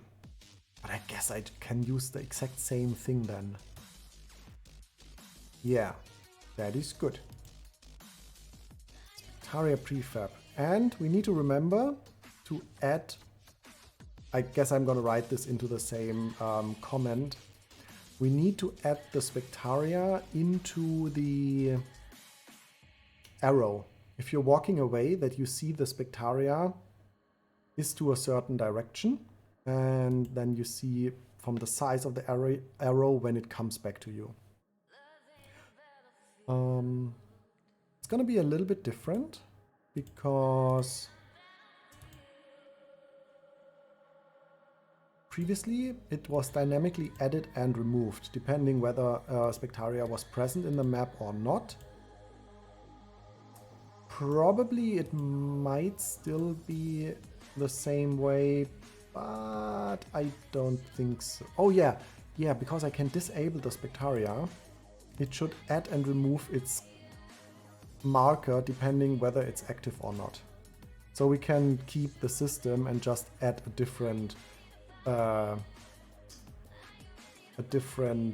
coordinate. Wait, I was jumping too fast. There is code. If not in force, if not in state, yeah. And then we have the idle state, which is now responsible for moving the position. And then we have the move behavior, which is doing the movement either regular or to the location of the dialogue, and we need to make the direction when you talk to the Spectaria, the direction toggle. Oh god, multiple things. Dialogue, direction, fix. So we need to face the player. What was the other thing I said? And I had something new in mind. Dialogue, attention, cancel on begin. That's what we have to do so that the dialogue doesn't keep rolling.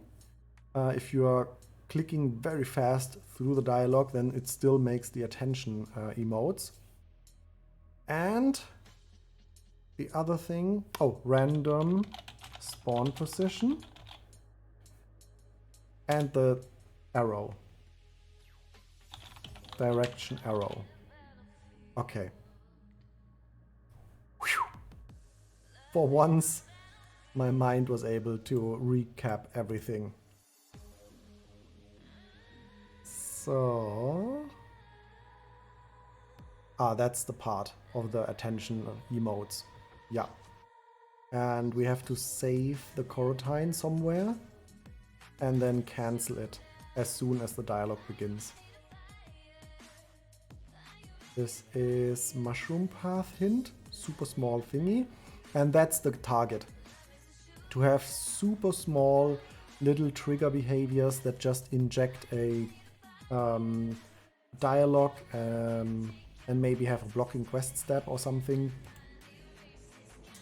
I wouldn't even have to add a blocking quest step. There is a behavior that I have that can hide or disable objects when a quest step is already finished. So I could have also added the quest behavior on top. Yeah.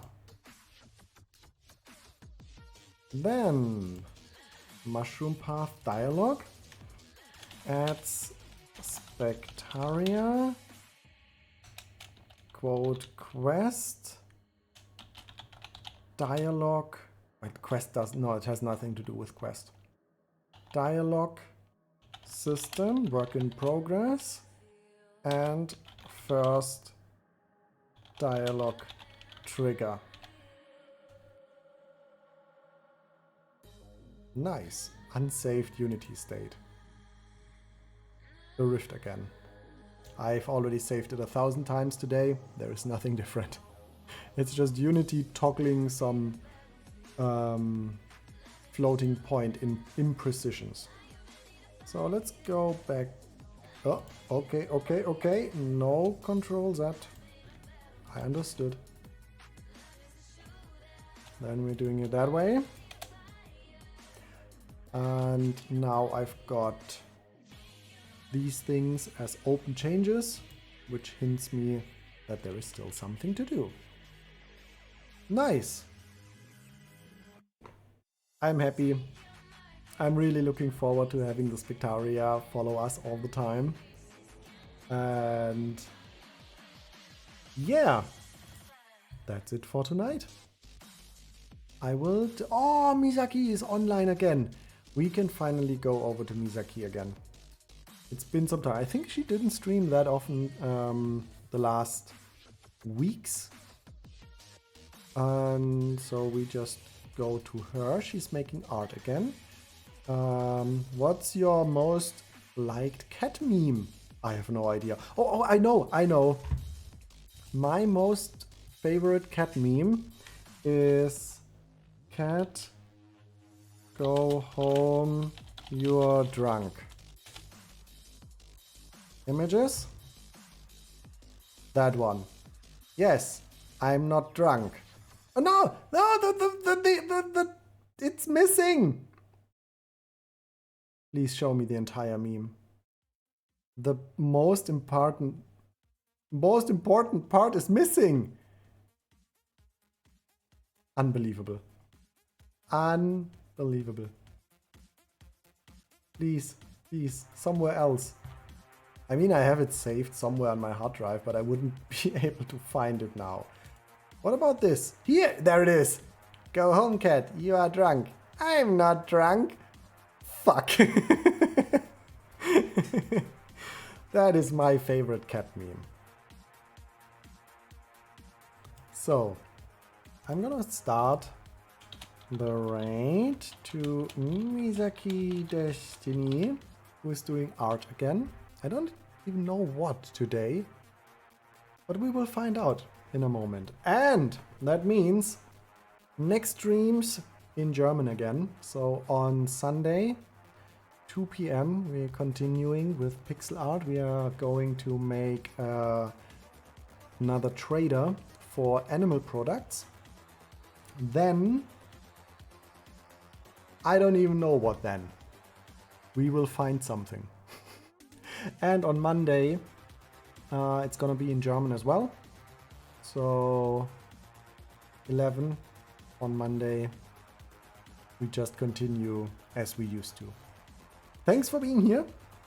And yeah, making the Spectaria a little bit more lively and follow us and be able to talk to us and guide the player on the journey in a more personal way instead of just appearing and disappearing again, because all the players, they always like when the Spectaria appears, and now it's there all the time.